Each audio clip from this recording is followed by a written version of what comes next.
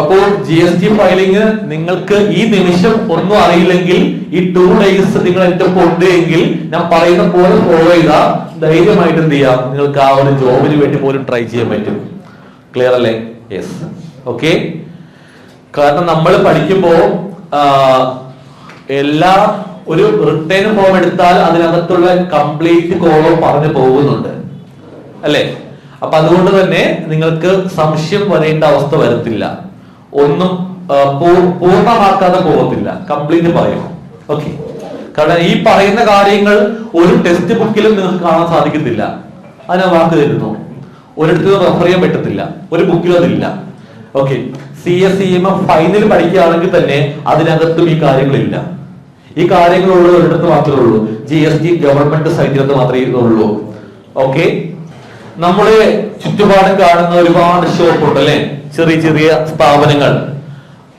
Okay. മിക്ക ഷോപ്പിലും GST ഉണ്ട് അല്ലെ, നമുക്കറിയാം. ഓക്കെ.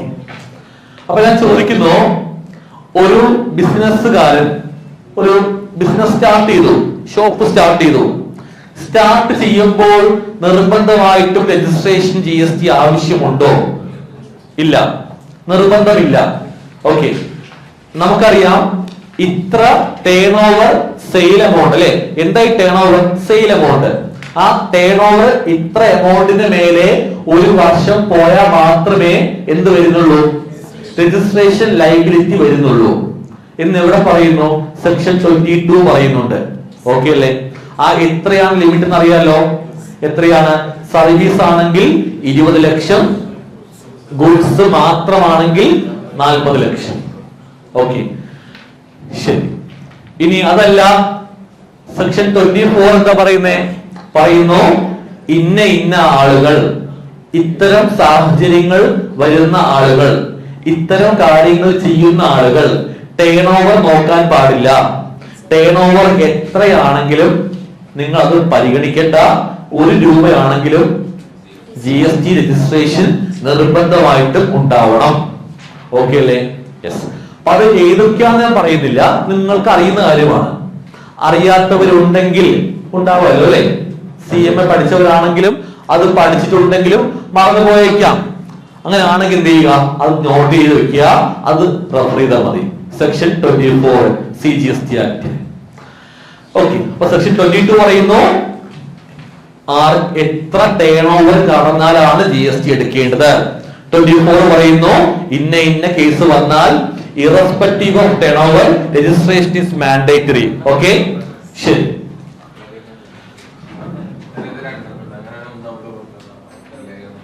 ഓക്കെ. സോ ഇനി അടുത്ത് മനസ്സിലാക്കേണ്ടത്, ഒരു ബിസിനസ്സിന് GST രജിസ്ട്രേഷൻ എടുക്കാൻ എന്തെല്ലാം ഡോക്യുമെന്റ്സ് ആണ് വേണ്ടത്? അത് നിങ്ങൾ നിർബന്ധമായിട്ട് അറിയണം. കാരണം നിങ്ങൾ ആരാ? നിങ്ങൾ GST കൺസൾട്ടന്റ് ആണ്. നിങ്ങളുടെ അടുത്തേക്ക് ഒരു ക്ലയന്റ് വരുന്നു, സർ എന്റെ ഷോപ്പിന് GST എടുക്കണം, എന്തെല്ലാം ഡോക്യുമെന്റ്സ് ആണ് ഞാൻ താങ്കളെ ഏൽപ്പിക്കേണ്ടത് എന്ന് ചോദിക്കും ആ ഷോപ്പിന്റെ ഓണർ. അപ്പൊ നിങ്ങൾ അങ്ങോട്ട് പറഞ്ഞു കൊടുക്കണം, ആ സാർ ഇരിക്കൂ, സാറിന്റെ ഷോപ്പ് എന്ത് ഷോപ്പാണ് അല്ലെ?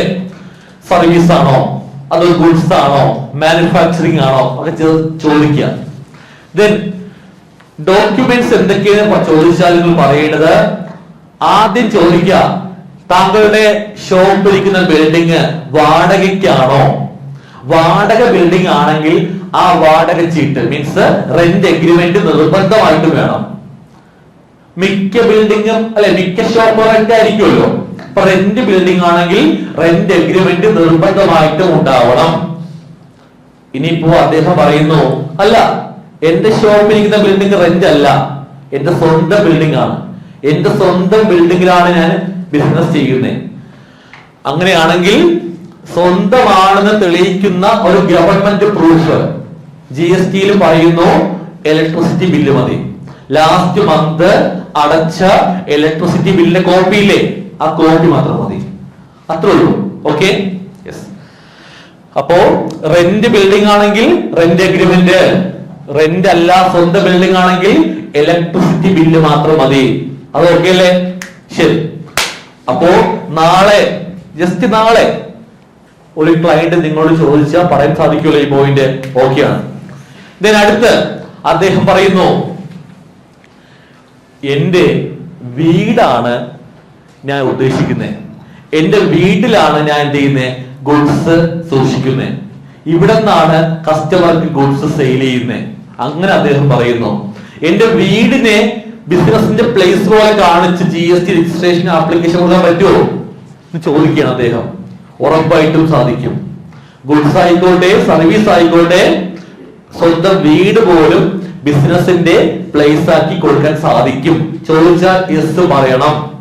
ഓക്കെ, അപ്പൊ അങ്ങനെയാകുമ്പോൾ റെന്റ് ബിൽഡിംഗ് അല്ല, അല്ലെ, സ്വന്തം ബിൽഡിംഗ് ആണ്, സ്വന്തം വീടാണ്. പക്ഷേ അദ്ദേഹം പറയുന്നു, ഈ വീട് എന്റെ പേരിലല്ല, എന്റെ ഫാദറിന്റെ പേരിലാണ് എന്ന് പറയുന്നു, അല്ലെ. അപ്പൊ അങ്ങനെ പറയുമ്പോൾ നിങ്ങൾ പറയണം, ഒരു കാര്യം ചെയ്യൂ, ഒന്നുകിൽ രണ്ട് ഓപ്ഷൻ ഉണ്ട്.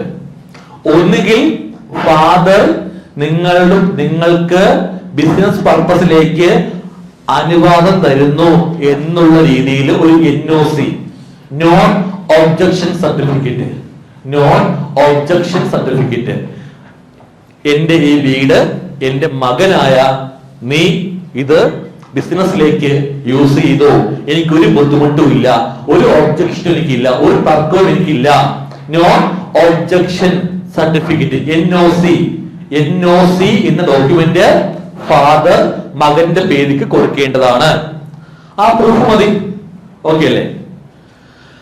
അല്ല എങ്കിൽ ആ ഫാദറും മകനും തമ്മിൽ ഒരു റെന്റ് എഗ്രിമെന്റ്, സാധാരണ ഒരു വ്യക്തി ഏതെങ്കിലും ഒരു ഓണറിന്റെ ബിൽഡിംഗ് റെന്റ് എടുക്കുന്ന പോലെ എടുത്താൽ മതി. അങ്ങനെ ഒരു ഫാദറും മകനും തമ്മിൽ എന്ത് ചെയ്യുക, ഒരു റെന്റ് എഗ്രിമെന്റ് തയ്യാറാക്കേണ്ടതാണ്. ഓക്കെ അല്ലേ? യെസ്.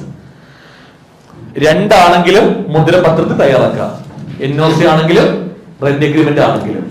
ഈ പോയിന്റ് ഓക്കെ അല്ലേ? അപ്പോൾ രജിസ്ട്രേഷൻ എടുക്കണമെന്ന് പറഞ്ഞ് നിങ്ങളെ ഒരാൾ സമീപിച്ചാൽ ഇങ്ങനെ വേണം സംസാരിക്കാൻ. ബിൽഡിംഗ് റെന്റ് ആണോ സ്വന്തമാണോ? സ്വന്തമാണെങ്കിൽ ഓണർഷിപ്പ് ഫാദറോ മദറോ ആണോ? നിങ്ങളല്ലേ? ആ പോയിന്റ് ഓക്കെ അല്ലേ? യെസ്. ആർക്കും സംശയമില്ല. മാക്സിമം ബിൽഡിങ്ങിന്റെ ഓണർഷിപ്പ് ബന്ധപ്പെട്ട് ഈ പോയിന്റേ വരത്തുള്ളൂ, വേറൊന്നും വരത്തില്ല, ഡൗട്ട് വരത്തില്ല. ധൈര്യമായിട്ട് ക്ലയന്റുമായിട്ട് സംസാരിക്കുമ്പോൾ ഈ പോയിന്റ് നിങ്ങൾക്ക് ഓക്കെയാണ്. റെഡി അല്ലേ? ഓക്കെ. അടുത്ത് നിർബന്ധമായിട്ടും വേണ്ട മറ്റു ഡോക്യുമെന്റ് ആണ് ഇതൊക്കെ. അടുത്തത് ആ ബിൽഡിങ്ങിന്റെ ടാക്സ് അടച്ച റിസീപ്റ്റ്. ടാക്സ് അടച്ച റിസീപ്റ്റ്. മുനിസിപ്പാലിറ്റിക്ക് അടക്കില്ലേ? ടാക്സ് അടക്കില്ലേ? ഇപ്പൊ പെരുന്തമണ്ണ മുനിസിപ്പാലിറ്റി അല്ലേ? മുനിസിപ്പാലിറ്റിയിലെ ടാക്സ് അടച്ച റിസീപ്റ്റ്. ഓക്കെ. പഞ്ചായത്തിന് അണ്ടറിലാണെങ്കിൽ എന്ത് ചെയ്യുക? പഞ്ചായത്തിൽ ടാക്സ് അടച്ച റിസീപ്റ്റ് വേണ്ടിവരും. ഓക്കെ. യെസ്. ആ പോയിന്റ് ഓക്കെ അല്ലേ? ഓക്കെ. അപ്പോൾ നികുതി ചീട്ട് വേണ്ടിവരും, നിർബന്ധമാണ്. ശ്രദ്ധിക്കേണ്ട പോയിന്റ്, നമ്മൾ ഈ നികുതി ചീട്ട്, ടാക്സ് റിസീപ്റ്റും റെന്റ് എഗ്രിമെന്റില്ലേ, ഇത് രണ്ടും എന്ത് ചെയ്യും? അപ്ലോഡ് ചെയ്യണം, സൈറ്റിനകത്ത് അപ്ലോഡ് ചെയ്യണം. ഈ അപ്ലോഡ് ചെയ്യുന്ന ഈ ഡോക്യുമെന്റിൽ പറയുന്ന കാര്യങ്ങൾ രജിസ്ട്രേഷൻ ഫോം ഫില്ല് ചെയ്യുമ്പോൾ നോക്കി ടൈപ്പ് ചെയ്യാൻ വേണം. ഡാറ്റ, ബിൽഡിംഗ് നമ്പർ, ഓണറിന്റെ പേര് എല്ലാം ടൈപ്പ് ചെയ്യും. അപ്പോൾ നമ്മൾ ഡാറ്റ എന്റർ ചെയ്യുകയും ചെയ്യും, ആ ഡോക്യുമെന്റ് അപ്ലോഡ് ചെയ്യും. അപ്പോൾ ഓഫീസർ എന്ത് ചെയ്യും? ക്രോസ് ചെക്ക് ചെയ്യും. അപ്ലോഡ് ചെയ്ത ഡോക്യുമെന്റും ടൈപ്പ് ചെയ്ത ഡാറ്റ എന്ത് ചെയ്യും? ക്രോസ് ചെക്ക് ചെയ്യും. എന്തെങ്കിലും മിസ്മാച്ച് കണ്ടാൽ അപ്രൂവ് ചെയ്യില്ല, നോട്ടീസ് അയക്കും. ക്ലിയർ അല്ലേ? എന്ന് പറഞ്ഞാൽ ഞാൻ പണ്ടൊക്കെ ആപ്ലിക്കേഷൻ കൊടുക്കുമ്പോ റെന്റ് എഗ്രിമെന്റ് അപ്ലോഡ് ചെയ്തു, ടാക്സ് റിസീപ്റ്റ് അപ്ലോഡ് ചെയ്തു, ഡാറ്റ എന്റർ ചെയ്തു, ഡാറ്റയൊക്കെ ഓക്കെ ആയിരുന്നു. ഒരു സമയത്ത് റെന്റ് എഗ്രിമെന്റിൽ ഞാൻ കാണിച്ച ബിൽഡിംഗ് നമ്പറും ടാക്സ് റിസീപ്റ്റ് ബിൽഡിംഗ് നമ്പറും സെയിം ആയിരുന്നു, പക്ഷേ അത് എഴുതിയ ഫോർമാറ്റ് മാറിപ്പോയി. ഓക്കെ, ക്ലിയർ അല്ലേ? അപ്പോ ഒരുപോലെ വരണം. ക്ലിയർ അല്ലേ? ടാക്സ് റിസീപ്റ്റിലെ ബിൽഡിംഗ് നമ്പറും അഡ്രസ്സും അതുപോലെ റെന്റ് എഗ്രിമെന്റും അതൊക്കെ ഒരുപോലെ, ഒരു മിസ്മാച്ചും വരാൻ പാടില്ല. ഓക്കെ. പിന്നെ അപ്ലോഡ് ചെയ്യുന്ന ഡോക്യുമെന്റ് ക്ലാരിറ്റി ഉണ്ടാവണം. നമ്മൾ സ്കാൻ ചെയ്തൊക്കെ അപ്ലോഡ് ചെയ്യുമ്പോൾ അത് ബ്ലാക്ക് ആയി നിൽക്കും, അങ്ങനെ ചെയ്യാൻ പാടില്ല, ഡാർക്ക് ആവാൻ പാടില്ല, അല്ല ക്ലാരിറ്റി ഉണ്ടാവണം. ഓക്കെ, ക്ലിയർ അല്ലേ? യെസ്. അപ്പൊ അങ്ങ് എന്തെങ്കിലും ഒരു മൈന്യൂട്ട് മിസ്മാച്ച് ഓഫീസർക്ക് തോന്നിയാൽ ഉറപ്പായിട്ടും എന്ത് ചെയ്യും, അത് അപ്രൂവ് ആക്കത്തില്ല, നോട്ടീസ് അയക്കും. അപ്പോൾ ഓക്കെ അല്ലേ? യെസ്. പ്രധാനമായിട്ടും നമ്മൾ അപ്ലോഡ് ചെയ്യുന്ന ഡോക്യുമെന്റ് അതിന്റെ കാര്യങ്ങൾ ഡാറ്റ എൻ്റർ ചെയ്യുന്നുണ്ട് എങ്കിൽ ശ്രദ്ധിക്കേണ്ട പോയിന്റാണ് കേട്ടോ. Okay, yes. അപ്പോ രണ്ട് ഡോക്യുമെന്റ് ഓക്കെ അല്ലേ? ഇത് രണ്ടും നിർബന്ധമാണ്. അടുത്ത് ആ പ്രൊപ്രൈറ്റർ ആണ് അല്ലെ, ഓണർ അല്ലെ, ഓണറിന്റെ PAN card, PAN, permanent account number, PAN card നിർബന്ധമായിട്ട് വേണ്ടതാണ്. ഇപ്പോ അത് പ്രൊപ്രൈറ്റർഷിപ്പ് ആണെങ്കിൽ, അതായത് സിംഗിൾ ഓണർ അല്ലെ, പ്രൊപ്രൈറ്റർഷിപ്പ് ആണെങ്കിൽ പ്രൊപ്രൈറ്ററിന്റെ നമ്മള് ആദ്യമേ ചോദിക്കാം അവരോട്. ആര് ചോദിക്കും? നിങ്ങൾ ചോദിക്കും. നിങ്ങൾ ആരാ? GST consultant. നിങ്ങളുടെ മുമ്പിൽ വന്ന ആ ക്ലയന്റിനോട് ചോദിക്കും, നിങ്ങളുടെ സ്ഥാപനം നോർമൽ പ്രൊപ്രൈറ്റർഷിപ്പ് ആണോ, അതോ പാർട്ട്ണർഷിപ്പ് ആണോ, അതോ കമ്പനിയാണോ? നിങ്ങൾ അങ്ങോട്ട് ചോദിക്കും. അപ്പോ ആ ആള് പറയും, ഇല്ല എന്റേത് പ്രൊപ്രൈറ്റർഷിപ്പാ, ഞാൻ ആ പ്രൊപ്രൈറ്റർ. ക്ലിയർ? അങ്ങനെയാണെങ്കിൽ ആ പ്രൊപ്രൈറ്ററായ വ്യക്തിയുടെ പാൻ കാർഡ് മതി. ഓക്കെ. മാത്രമല്ല ആ ബിസിനസ് സ്ഥാപനമില്ലേ, ഷോപ്പില്ലേ, ആ ഷോപ്പിന്റെ പേരൊന്നും നിർബന്ധമില്ല. ഷോപ്പിന്റെ പേര് നിർബന്ധമില്ല. പ്രൊപ്രൈറ്ററിന്റെ പേരാണ് വേണ്ടത്. പ്രൊപ്രൈറ്ററിന്റെ പാൻ കാർഡാണ് വേണ്ടത്. പ്രൊപ്രൈറ്ററിന്റെ പാൻ കാർഡിൽ അച്ചടിച്ച അയാളുടെ പേരില്ലേ, ആ പേരാവണം ബിസിനസിന്റെ ലീഗൽ നെയിമായി കൊടുക്കേണ്ടത്. Okay, legal name of business. നിയമപരമായിട്ട് ബിസിനസിന്റെ പേര് എന്താ ചോദിച്ചാൽ കൊടുക്കേണ്ടത് എന്താണ്? ആ പ്രൊപ്രൈറ്ററിന്റെ പാൻ കാർഡിൽ അച്ചടിച്ച അയാളുടെ പേരാണ് കൊടുക്കേണ്ടത്. ഓക്കെ അല്ലേ? യെസ്. ആ പോയിന്റ് ഓക്കെ അല്ലേ? എന്നാൽ പക്ഷേ അയാൾ പറയുന്നു, എന്റേത് ഒരു പാർട്ട്ണർഷിപ്പ് സ്ഥാപനമാണ്. ഓക്കെ, നിങ്ങൾ കൺസൾട്ടന്റ് ആണ്, നിങ്ങളുടെ മുമ്പിലേക്ക് വന്ന ക്ലയന്റ് ഞാൻ അരവിന്ദാണ്. Okay, yes. ഞാൻ പറയുന്നു, സർ എന്റെ ബിസിനസ് പാർട്ട്ണർഷിപ്പിലാണ് പോകുന്നത്, ഞാൻ ഒരു പാർട്ട്ണർ, എന്റെ സുഹൃത്തുണ്ട്, നമ്മൾ പാർട്ട്നേഴ്സ് ആണ് എന്ന് പറയുന്നു. അവർ പറയുന്നു പാർട്ട്നേഴ്സ് ആണെന്ന്. അങ്ങനെ പറഞ്ഞ ഉടനെ നമ്മൾ ഉറപ്പിക്കാൻ പാടില്ല പാർട്ട്ണർഷിപ്പ് ആണെന്ന്. ഓക്കെ, പാർട്ട്നേഴ്സ് ആണ് ബിസിനസ് ചെയ്യുന്നത്. പക്ഷെ അവർ പാർട്ട്ണർഷിപ്പ് ഡീഡ് അല്ലെ, പാർട്ട്ണർഷിപ്പ് എഗ്രിമെന്റ് ഒക്കെ അവർക്ക് ഉണ്ടെങ്കിൽ മാത്രമേ ഉറപ്പിക്കാൻ പറ്റൂ. ഇല്ലെങ്കിൽ അത് എന്താണ്? പ്രൊപ്പറേറ്റർ ആണ്. ക്ലിയർ അല്ലേ? അവർ രണ്ടുപേരാണ് ബിസിനസ് ചെയ്ത് പോകുന്നത്. അവർ പറയുന്നു അവർ പാർട്ട്നേഴ്സ് ആണെന്ന്, പക്ഷേ ഉറപ്പിക്കാൻ പറ്റില്ലല്ലോ. പാർട്ട്ണർഷിപ്പ് എഗ്രിമെന്റ് വേണ്ടേ? ലീഗലി പാർട്ട്ണർഷിപ്പ് ആക്കി മാറ്റണ്ടേ? അങ്ങനെ ഉണ്ടാവാൻ നിർബന്ധമില്ല. അങ്ങനെ ഇല്ല എങ്കിൽ അത് എന്താണ്? പ്രൊപ്രൈറ്റർഷിപ്പ് ആണ്. അതിൽ ഏതെങ്കിലും ഒരാളിന്റെ പേരിൽ എന്ത് ചെയ്യും? GST എടുക്കും. അത്രേ ഉള്ളൂ. ക്ലിയർ അല്ലേ? യെസ്. ഇനി പാർട്ട്ണർഷിപ്പ് ആണ്, ഞാനും ആ ആളും കൂടെ പാർട്ട്ണർഷിപ്പ് ഡീലൊക്കെ ചെയ്തു, പാർട്ട്ണർഷിപ്പ് ലീഗലി രജിസ്റ്റേർഡ് സ്ഥാപനമാണെങ്കിൽ പാർട്ട്ണർഷിപ്പ് സ്ഥാപനത്തിന്റെ പേരിൽ പാൻ കാർഡ് ഉണ്ടാകും. പാർട്ട്ണർഷിപ്പ് സ്ഥാപനത്തിന്റെ പേരിൽ ഉണ്ടാവും, പാൻ കാർഡ് ഉണ്ടാകും. ക്ലിയർ അല്ലേ? അപ്പോ അങ്ങനെ വരുമ്പോൾ ആ സ്ഥാപനത്തിന്റെ പേരാണ് വേണ്ടത്.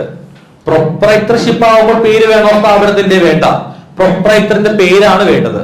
എന്തായിട്ട്? ബിസിനസ് ലീഗൽ നെയിമായിട്ട്. പക്ഷെ പാർട്ട്ണർഷിപ്പ് സ്ഥാപനമാകുമ്പോൾ പാർട്ട്ണർഷിപ്പ് രജിസ്റ്റേർഡ് സ്ഥാപനം ആയതുകൊണ്ട് തന്നെ പാർട്ട്ണർഷിപ്പ് സ്ഥാപനത്തിന്റെ പേരിൽ എന്തുണ്ടാകും? പാൻ കാർഡ് ഉണ്ടാകും. അതുകൊണ്ട് ആ പേരാണ് വേണ്ടത്. എന്തായിട്ട്? ബിസിനസിന്റെ ലീഗൽ നെയിമായിട്ട്. ഓക്കെ അല്ലേ? യെസ്. ഇനി പാർട്ട്ണർഷിപ്പ് സ്ഥാപനമാണെങ്കിൽ എക്സ്ട്രാ വേണ്ട ഡോക്യുമെന്റ് എന്താണ്? പാർട്ട്ണർഷിപ്പ് ഡീഡ് എഗ്രിമെന്റ് ഇല്ലേ, അത് അപ്ലോഡ് ചെയ്യണം. പാർട്ട്ണർഷിപ്പ് എഗ്രിമെന്റ് എന്ത് ചെയ്യുക? അപ്ലോഡ് ചെയ്യണം. പാർട്ട്ണർഷിപ്പ് എഗ്രിമെന്റ് അപ്ലോഡ് ചെയ്യണം. ഓക്കെ. സോ ദെൻ എത്ര പാർട്ട്നേഴ്സ് ഉണ്ട്, ആ പാർട്ട്നേഴ്സിന്റെ ഡീറ്റെയിൽസ് എന്ത് ചെയ്യണം? അപ്ഡേറ്റ് ചെയ്യണം. പാർട്ട്നേഴ്സിന്റെ ഡീറ്റെയിൽസ് എന്ത് ചെയ്യണം? അപ്ഡേറ്റ് ചെയ്യണം. ഓക്കെ അല്ലേ? പാർട്ട്നേഴ്സിന്റെ ഡീറ്റെയിൽസ് എന്ത് ചെയ്യുക? അപ്ഡേറ്റ് ചെയ്യുക. ഇത്ര മാത്രമേ ഉള്ളൂ. പാർട്ട്ണർഷിപ്പ് സ്ഥാപനമാണെന്ന് ക്ലയന്റ് പറഞ്ഞാൽ ഇത്ര കാര്യം മാത്രം ബോധർ ചെയ്താൽ മതി. പാർട്ട്ണർഷിപ്പ് എന്ന സ്ഥാപനത്തിന്റെ പേരിലുള്ള പാൻ കാർഡ് ഏൽപ്പിക്കൂ എന്ന് പറയണം. പാർട്ട്നേഴ്സിന്റെ ഡീറ്റെയിൽസ് ഒക്കെ എന്നെ ഏൽപ്പിക്കൂ എന്നും നിങ്ങൾ പറയണം. ഓക്കെ അല്ലേ? യെസ്. ഇനി നിങ്ങളുടെ ക്ലയന്റ് പറയുന്നു, സർ എന്റെ ബിസിനസ് കമ്പനിയാണ്, കമ്പനിയായി രജിസ്റ്റർ ചെയ്യപ്പെട്ടതാണ് എന്റെ ബിസിനസ് എന്ന് പറയുന്നു. അങ്ങനെയാണെങ്കിൽ കമ്പനി ഡയറക്ടർ അല്ലെ, കമ്പനി ഡയറക്ടർ ഡീറ്റെയിൽസ് വേണ്ടിവരും. 2 കമ്പനി രജിസ്റ്റർ ചെയ്യപ്പെട്ട സർട്ടിഫിക്കറ്റ്, കമ്പനിയായി രജിസ്റ്റർ ചെയ്യപ്പെട്ട സർട്ടിഫിക്കറ്റ്. ഇത് മാത്രം മതി. ഓക്കെ അല്ലേ? അപ്പൊ ഇത്രയും ഡീറ്റെയിൽസ്. പിന്നെ അതുപോലെ കമ്പനിയുടെ പേരിൽ എന്തുണ്ടാകും? പ്രത്യേകം പാൻ കാർഡ് ഉണ്ടാകും. ഓക്കെ, ഇത്ര കാര്യമാണ് വേണ്ടത് കേട്ടോ. വേറെ ഒന്നും ആവശ്യമില്ല. നമ്മുടെ ഷോപ്പിന്റെ ലൈസൻസ് ആവശ്യമുണ്ടോ? വേണ്ട. അപ്പൊ നമ്മുടെ ബിസിനസ്സിന് ലൈസൻസ് ഇപ്പൊ മുനിസിപ്പാലിറ്റി ലൈസൻസ് കിട്ടും അല്ലെ, പഞ്ചായത്ത് ലൈസൻസ് കിട്ടും. ലൈസൻസ് വേണോ GST എടുക്കാൻ? വേണ്ട, ലൈസൻസ് വേണ്ട. ഓക്കെ അല്ലേ? യെസ്. നമ്മുടെ ഷോപ്പിന് ബാങ്ക് അക്കൗണ്ട് ഡീറ്റെയിൽസ് ആവശ്യമുണ്ടോ? ബാങ്ക് അക്കൗണ്ട് ഡീറ്റെയിൽസ് ആവശ്യമുണ്ട്, പക്ഷേ രജിസ്ട്രേഷൻ സമയത്ത് വേണ്ട. രജിസ്ട്രേഷൻ അപ്രൂവ് ആയ ശേഷം ബാങ്ക് അക്കൗണ്ട് അപ്ഡേറ്റ് ആക്കിയാൽ മാത്രം മതി, പിന്നീട് കൊടുത്താൽ മതി. ഓക്കെ. കാരണം മിക്ക ബിസിനസ് സ്ഥാപനങ്ങളും സ്റ്റാർട്ട് ചെയ്ത് ബാങ്കിലേക്ക് ബാങ്ക് അക്കൗണ്ട് എടുക്കാൻ വേണ്ടി പോകുമ്പോൾ ബാങ്ക് പറയും GST വേണമെന്ന്. ഓക്കെ, അപ്പോ അങ്ങനെ ആവുമ്പോൾ GST അപ്രൂവ് ആക്കാൻ ബാങ്ക് അക്കൗണ്ട് നിർബന്ധമില്ലാതാക്കി മാറ്റി. പണ്ടൊക്കെ നിർബന്ധമായിരുന്നു, ഇപ്പൊ അതില്ല. ഓക്കെ, അങ്ങനെ കേട്ടോ. ഇനി GST നമ്പർ കിട്ടി, ബാങ്ക് അക്കൗണ്ട് ആഡ് ആക്കാതെ റിട്ടേൺ ഫയൽ ചെയ്യാൻ പറ്റത്തില്ല. അത് നോട്ട് വെച്ചു. GST നമ്പർ എടുക്കാൻ ബാങ്ക് അക്കൗണ്ട് വേണ്ട, പക്ഷേ റൂള് പ്രകാരം GST നമ്പർ അപ്രൂവ് ആയ ശേഷം നിർബന്ധമായിട്ടും ബാങ്ക് അക്കൗണ്ട് ബാങ്കിൽ പോയി GST നമ്പർ കൊടുത്ത് ബാങ്ക് അക്കൗണ്ട് എടുക്കണം. എടുത്തിട്ട് ആ ബാങ്ക് അക്കൗണ്ട് ഡീറ്റെയിൽസ് GST സൈറ്റിൽ നമ്മൾ അപ്ഡേറ്റ് ആക്കണം.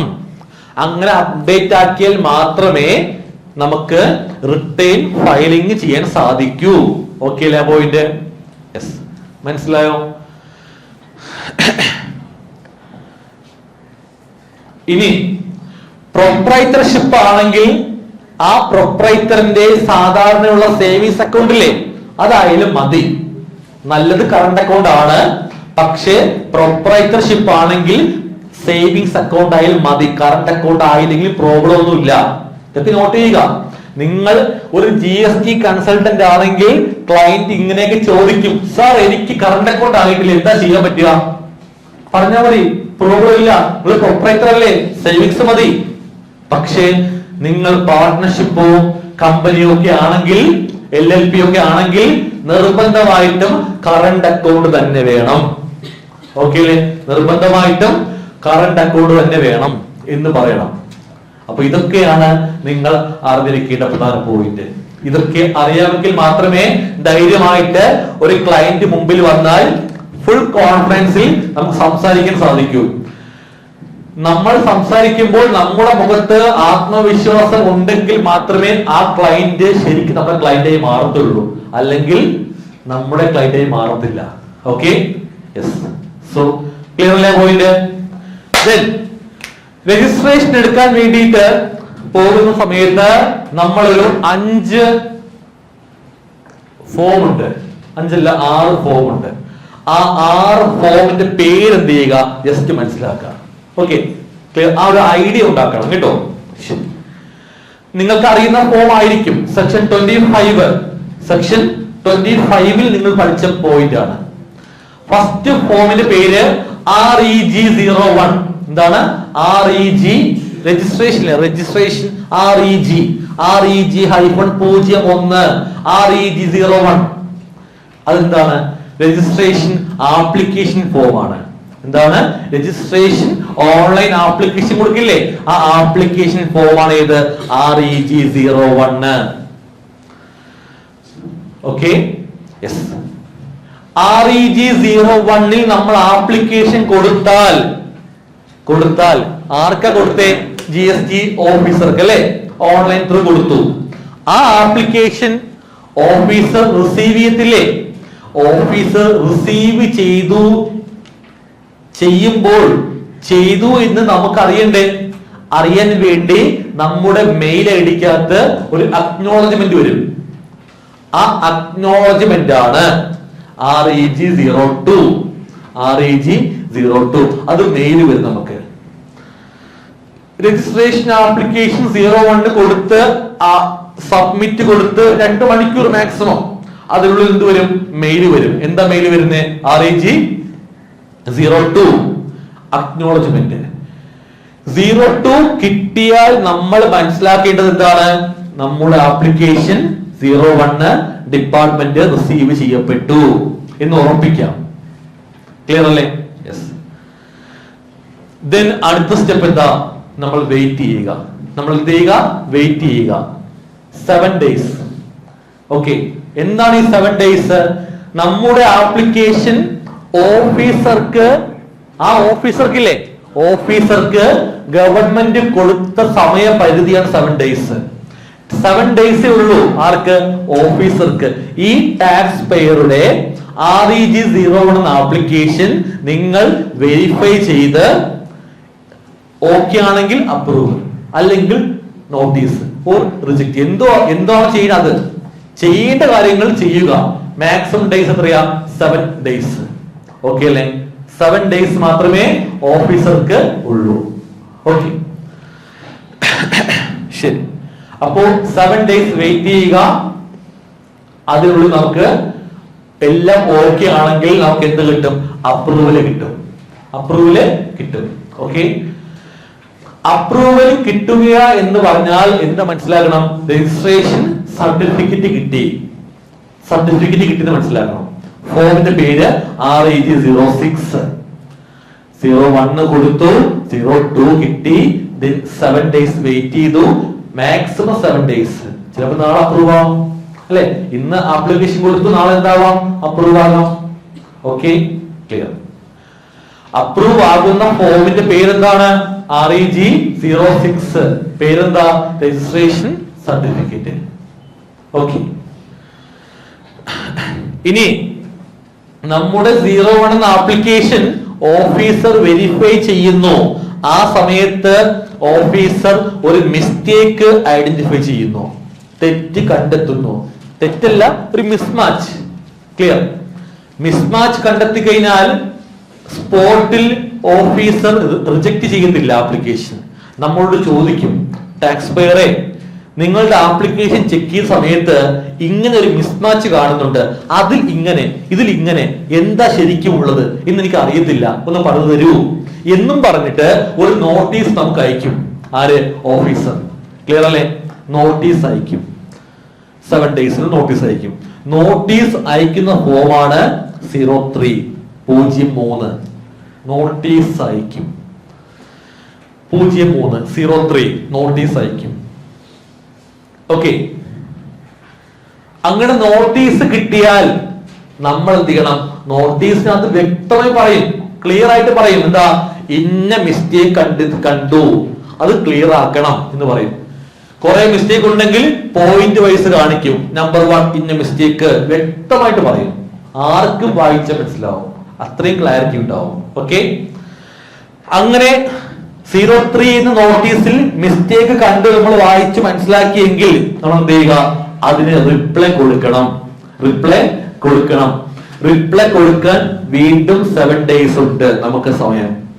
ഓക്കെ, റിപ്ലൈ കൊടുക്കുന്ന ഫോമിന്റെ പേരാണ് REG 04. REG 04 എന്ന് പറഞ്ഞാൽ എന്താണ്? Reply to 03. 03 എന്ന നോട്ടീസിനുള്ള റിപ്ലൈ നമ്മൾ കൊടുക്കുന്ന ഫോമാണ് REG 04. ഓക്കെ അല്ലേ? Yes, clear.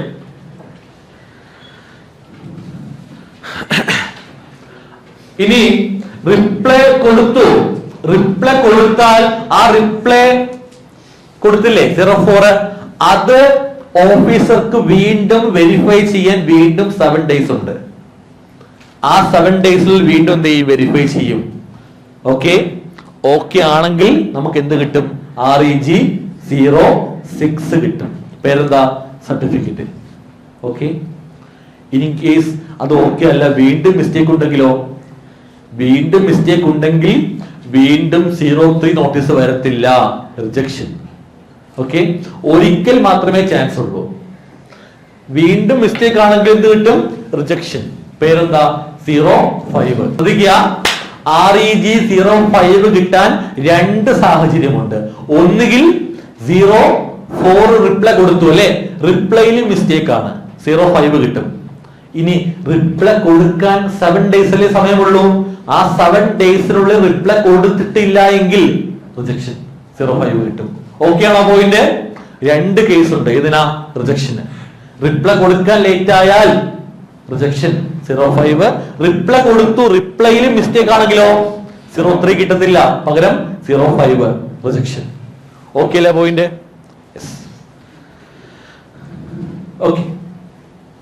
അപ്പൊ നിങ്ങൾക്ക് രജിസ്ട്രേഷൻ ആരാണ് എടുക്കേണ്ടതെന്ന് അറിയാം, ടേൺ ഓവർ ബേസിലും അല്ലാതെയും.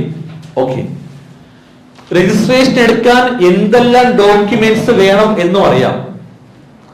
പ്രൊപ്രൈറ്റർഷിപ്പ് ആയിക്കോട്ടെ, പാർട്ട്ണർഷിപ്പ് ആയിക്കോട്ടെ, കമ്പനി ആയിക്കോട്ടെ, അറിയാം. ദെൻ രജിസ്ട്രേഷൻ എടുക്കുമ്പോൾ അതിന്റെ ആ പ്രാക്ടിക്കൽ പ്രൊസീജിയറിൽ വരുന്ന ഫോംസ്, 6 ഫോം, അതിനെ കുറിച്ചും നിങ്ങൾക്ക് അറിയാം. റെഡി അല്ലേ? യെസ്. ശരി. ഇനി അടുത്ത് നമുക്ക് ചെയ്യേണ്ടതാണ് രജിസ്ട്രേഷൻ ഓൺലൈൻ ആയിട്ട് എങ്ങനെ ചെയ്യാം, അതിൽ പഠിക്കേണ്ടത്. റെഡി അല്ലേ? സോ നമുക്ക് എന്ത് ചെയ്യാം? സ്റ്റാർട്ട് ചെയ്യാം. ഞാൻ സ്ക്രീൻ കാണിക്കും. സോ ഓരോ പോയിന്റ് എന്ത് ചെയ്യുക? അതുപോലെ വ്യക്തമായിട്ട് നോട്ട് ചെയ്യുക. കാരണം ഈ ക്ലാസ് കഴിഞ്ഞ് പോയ ശേഷം നിങ്ങൾക്ക് സെൽഫായിട്ട് നോക്കേണ്ടതാണ് കേട്ടോ, സെൽഫായിട്ട് നോക്കേണ്ടതാണ്. അപ്പൊ നിങ്ങൾ അത്രയും ക്ലാരിറ്റിയിൽ നോട്ട് വെച്ചില്ലെങ്കിൽ നിങ്ങൾക്ക് കൺഫ്യൂഷൻ ആവും. നമുക്ക് യൂട്യൂബിലൊക്കെ ഉണ്ട്, പക്ഷെ യൂട്യൂബ് നോക്കിയാലൊന്നും ആ കൃത്യമായിട്ട് നമുക്ക് കിട്ടത്തില്ല കാര്യം. GST രജിസ്ട്രേഷൻ എങ്ങനെ ഓൺലൈൻ ചെയ്യാമെന്ന് നോക്കാം. അപ്പൊ എല്ലാവരും ബുക്ക് എടുക്കുക, എല്ലാ സ്റ്റെപ്പും അതുപോലെ നോട്ട് ചെയ്യുക. എത്ര സിമ്പിൾ കാര്യമാണെങ്കിൽ നോട്ട് ചെയ്യുക. ഗൂഗിൾ ക്രോം എന്ത് ചെയ്യുക? ഓപ്പൺ ചെയ്യുക. സോ ഇവിടെ എന്ത് ചെയ്യുക? GSTയുടെ സൈറ്റ് അഡ്രസ് കൊടുക്കേണ്ടതാണ്. GSTയുടെ ഗവൺമെന്റ് സൈറ്റ് ടൈപ്പ് ചെയ്ത് കൊടുക്കേണ്ടതാണ്. www.gst.gov.in അങ്ങനെ ടൈപ്പ് ചെയ്ത് കൊടുത്തു. എന്റർ കീ പ്രസ് ചെയ്യുക. അങ്ങനെ ലാപ്ടോപ്പിലെ എന്റർ കീ പ്രസ് ചെയ്യുമ്പോൾ GSTയുടെ ആ ഒഫീഷ്യൽ സൈറ്റ് ഇതുപോലെ ഓപ്പൺ ആയി വരും. ദെൻ അടുത്ത് ചെയ്യേണ്ടത് ഇതാണ് സൈറ്റ്. നമുക്ക് രജിസ്ട്രേഷൻ ചെയ്യണം അല്ലെ? രജിസ്ട്രേഷൻ ചെയ്യാൻ വേണ്ടി ആദ്യം ചെയ്യേണ്ടത് ഇവിടെ കണ്ടോ, രജിസ്റ്റർ എന്ന ഓപ്ഷൻ കണ്ടോ? അത് ക്ലിക്ക് ചെയ്യുക. ഈ റൈറ്റ് സൈഡിൽ മേലെ കാണുന്ന രജിസ്റ്റർ എന്ന ഓപ്ഷൻ ചെയ്യുക, ക്ലിക്ക് ചെയ്യണം. രജിസ്റ്റർ എന്ന ഓപ്ഷൻ ചെയ്യുക, ക്ലിക്ക് ചെയ്യുക. അത് ക്ലിക്ക് ചെയ്യും മുമ്പ് ഒരു കാര്യം പറയാം. നമ്മുടെ രജിസ്ട്രേഷൻ ആപ്ലിക്കേഷൻ ഫോമിന്റെ പേരെന്താ? REG 01 അല്ലെ? ആ 01 2 പാർട്ടാണ്. Part A, part B. Part എക്കകത്ത് ബേസിക് കാര്യങ്ങൾ കാണിക്കും. പാർട്ട് ബിക്ക് അകത്താണ് ബാക്കിയുള്ള അഡ്വാൻസ് ആയ എല്ലാ കാര്യം കാണിക്കുന്നത്. മെയിൻ ആയിട്ട് വരുന്ന ഡോക്യുമെന്റ്സ് ഒക്കെ അപ്ലോഡ് ചെയ്യുക പാർട്ട് ബിക്ക് അകത്താണ്. പാർട്ട് എ ചെയ്ത് കംപ്ലീറ്റ് ആക്കുമ്പോൾ ഒരു നമ്പർ കിട്ടും. ആ നമ്പറിന്റെ പേരാണ് രജിസ്ട്രേഷൻ ആപ്ലിക്കേഷൻ REG 01ന്റെ പാർട്ട് എ. ബേസിക് ഡീറ്റെയിൽസ് ആണ്. അത് കൊടുത്ത് കംപ്ലീറ്റ് ആക്കുമ്പോൾ നമ്പർ കിട്ടും. ആ നമ്പറിന്റെ പേരെന്താ? TRN നമ്പർ അല്ലെ? TRN നമ്പർ ഫുൾ ഫോം എന്താ? Temporary reference number. Temporary reference number, താത്കാലികമായിട്ട് അനുവദിക്കപ്പെട്ട ഒരു just number. Yes, TR number കിട്ടും. ഓക്കെ, സോ ഞാൻ ഇവിടെ രജിസ്ട്രേഷൻ കാണിക്കുമ്പോൾ നിങ്ങൾ സങ്കല്പിക്കേണ്ടത്, നിങ്ങൾ ആരാണ്? GST കൺസൾട്ടന്റ് ആണ്. നിങ്ങൾക്ക് സ്വന്തമായിട്ട് ഒരു ഓഫീസൊക്കെ ഉണ്ട് പെരിന്തൽമണ്ണയില്. സങ്കല്പിക്കുക, നിങ്ങളുടെ ഓഫീസിലേക്ക് തിരുവനന്തപുരത്തുള്ള ഒരു അരവിന്ദ് സ്വന്തമായിട്ട് ഒരു മൊബൈൽ ഷോപ്പ് നടത്തുന്ന ഒരു അരവിന്ദ് പ്രൊപ്രൈറ്റർഷിപ്പാണ് എന്നും പറഞ്ഞ് നിങ്ങളുടെ അടുത്തേക്ക് വന്നു രജിസ്ട്രേഷൻ എടുക്കാൻ വേണ്ടി. ക്ലിയർ അല്ലേ? അപ്പോ ആ തിരുവനന്തപുരത്തുള്ള അരവിന്ദിന് മൊബൈൽ ഷോപ്പിന്റെ രജിസ്ട്രേഷൻ നിങ്ങൾ എന്ത് ചെയ്യും? എടുത്തു കൊടുക്കുന്നു സങ്കല്പിക്കുക. ഓക്കെ അല്ലേ? യെസ്. സോ സ്റ്റാർട്ട് ചെയ്യാം. സ്റ്റാർട്ട് ചെയ്യും മുമ്പ് അരവിന്ദിന്റെ ഡോക്യുമെന്റ്സ് വേണ്ടേ? എന്തെല്ലാമാണ് വേണ്ടത്? നിങ്ങൾ ചോദിക്കുമല്ലോ ആദ്യം. അരവിന്ദിന്റെ ആദ്യം വേണ്ടത് എന്താ?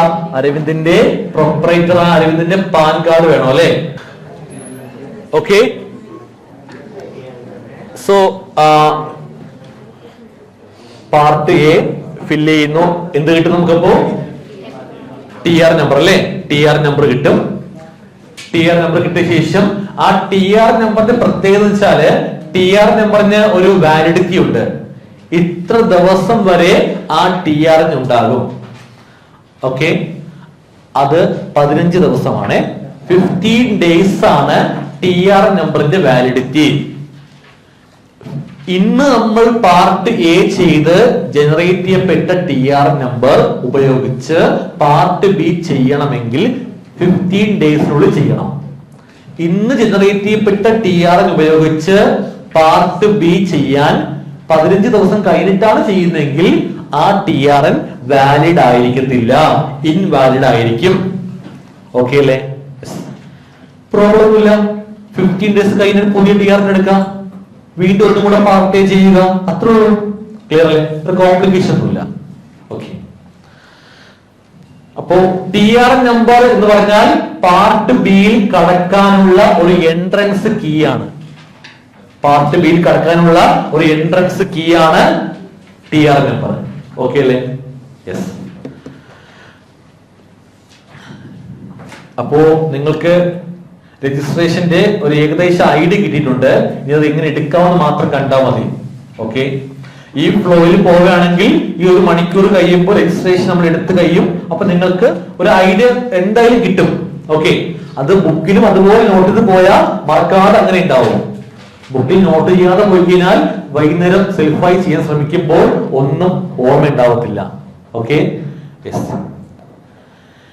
എന്നെയൊന്നല്ല, അറിയുന്ന ഒരു ആരെ വിളിച്ച് ഫോൺ ചെയ്ത് ഡൗട്ട് പോലും ചോദിച്ചാലും ആ ഒരു ക്ലാരിറ്റി കിട്ടത്തില്ല. ക്ലാരിറ്റി ഉണ്ടെങ്കിൽ എന്ത് ചെയ്യുക? ഇപ്പൊ തന്നെ മനസ്സിലാക്കി നോട്ട് ചെയ്ത് പോകണം കേട്ടോ. പ്രൊപ്രൈറ്ററിന്റെ പാൻ കാർഡ് കിട്ടി കേട്ടോ.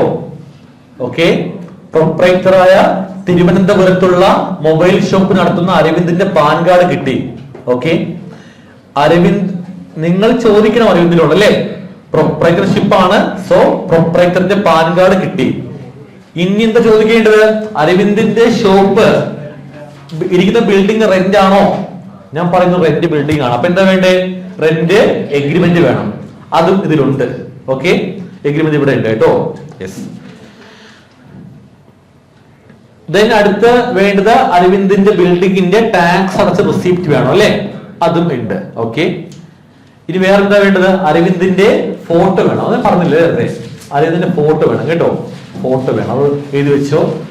അരവിന്ദിന്റെ അതായത് പ്രൊപ്രൈറ്ററിന്റെ ഫോട്ടോ വേണം. ഓക്കെ, പ്രൊപ്രൈറ്ററിന്റെ ഫോട്ടോ അപ്ലോഡ് ചെയ്യണം. എന്താ സംശയം ഉണ്ടോ? പ്രൊപ്രൈറ്ററിന്റെ ഫോട്ടോ അപ്ലോഡ് ചെയ്യണം. ഇനി പാർട്ട്ണർഷിപ്പ് സ്ഥാപനമാണെങ്കിലോ? പാർട്ട്ണർഷിപ്പ് സ്ഥാപനമാണെങ്കിൽ നമ്മൾ പാർട്ട്നേഴ്സിന്റെ ഡീറ്റെയിൽസ് ഒക്കെ അപ്ഡേറ്റ് ചെയ്യണ്ടേ? അങ്ങനെ ചെയ്യുമ്പോൾ ആ എല്ലാ പാർട്ട്ണറിന്റെയും ഫോട്ടോ അപ്ലോഡ് ചെയ്യണം. ക്ലിയർ അല്ലേ? യെസ്. ഓക്കെ, ദെൻ അടുത്ത് കമ്പനി ആണെങ്കിൽ ഒന്ന് ഡയറക്ടർ ഡീറ്റെയിൽസ് അപ്ഡേറ്റ് ചെയ്യും. 2 കമ്പനിയുടെ ഒരു വ്യക്തിയെ നമ്മൾ എന്ത് ചെയ്യും? ഓതറൈസ്ഡ് സിഗ്നേറ്ററി എന്നൊരു പദവി ഉണ്ട് ഇവിടെ. Signatory, signing power. Official records ഒക്കെ സൈൻ ചെയ്യാൻ വേണ്ടി ഈ ആൾക്കാണ് ആ അവകാശം, അധികാരമുള്ളത്. ഓതറൈസേഷൻ കൊടുക്കുന്നു. ഇതിനു വേണ്ടി ഫോർ സൈനിങ്, ക്ലിയർ അല്ലേ? ഒപ്പുവെക്കാനുള്ള, സൈൻ ചെയ്യാനുള്ള അധികാരം കൊടുക്കുന്നു. ഓതറൈസ്ഡ് സിഗ്നേറ്ററി എന്ന് പറയും. അപ്പൊ അത് ആരെയാണ് നമ്മൾ ഡിക്ലെയർ ചെയ്യുന്നത്? പൊതുവെ പ്രൊപ്രൈറ്റർഷിപ്പ് ആണെങ്കിൽ പ്രൊപ്രൈറ്റർ ആയിരിക്കും എന്ത്? Authorised signatory. പാർട്ട്ണർഷിപ്പ് ആണെങ്കിൽ 5 പാർട്ണർ ഉണ്ടെങ്കിൽ ഏതെങ്കിലും 1-2 പേര് എന്ത് ചെയ്യും? ഓതറൈസ്ഡ് സിഗ്നേറ്ററി ആയി ഡിക്ലെയർ ചെയ്യും. അതുപോലെ കമ്പനിക്കും. അപ്പൊ കമ്പനി ആകുമ്പോൾ ആ ഓതറൈസ്ഡ് പേഴ്സൺ ആരാണോ ആ വ്യക്തിയുടെ ഫോട്ടോ എന്ത് ചെയ്യുക? അപ്ഡേറ്റ് ചെയ്യുക, അപ്ലോഡ് ചെയ്യുക. ഓക്കെ അല്ലേ? സോ നമുക്ക് സ്റ്റാർട്ട് ചെയ്താലോ? സ്റ്റാർട്ട് ചെയ്യാം. സോ ആദ്യം ചെയ്യേണ്ടത് എന്താ? രജിസ്റ്റർ എന്ന ഓപ്ഷൻ ക്ലിക്ക് ചെയ്യുക.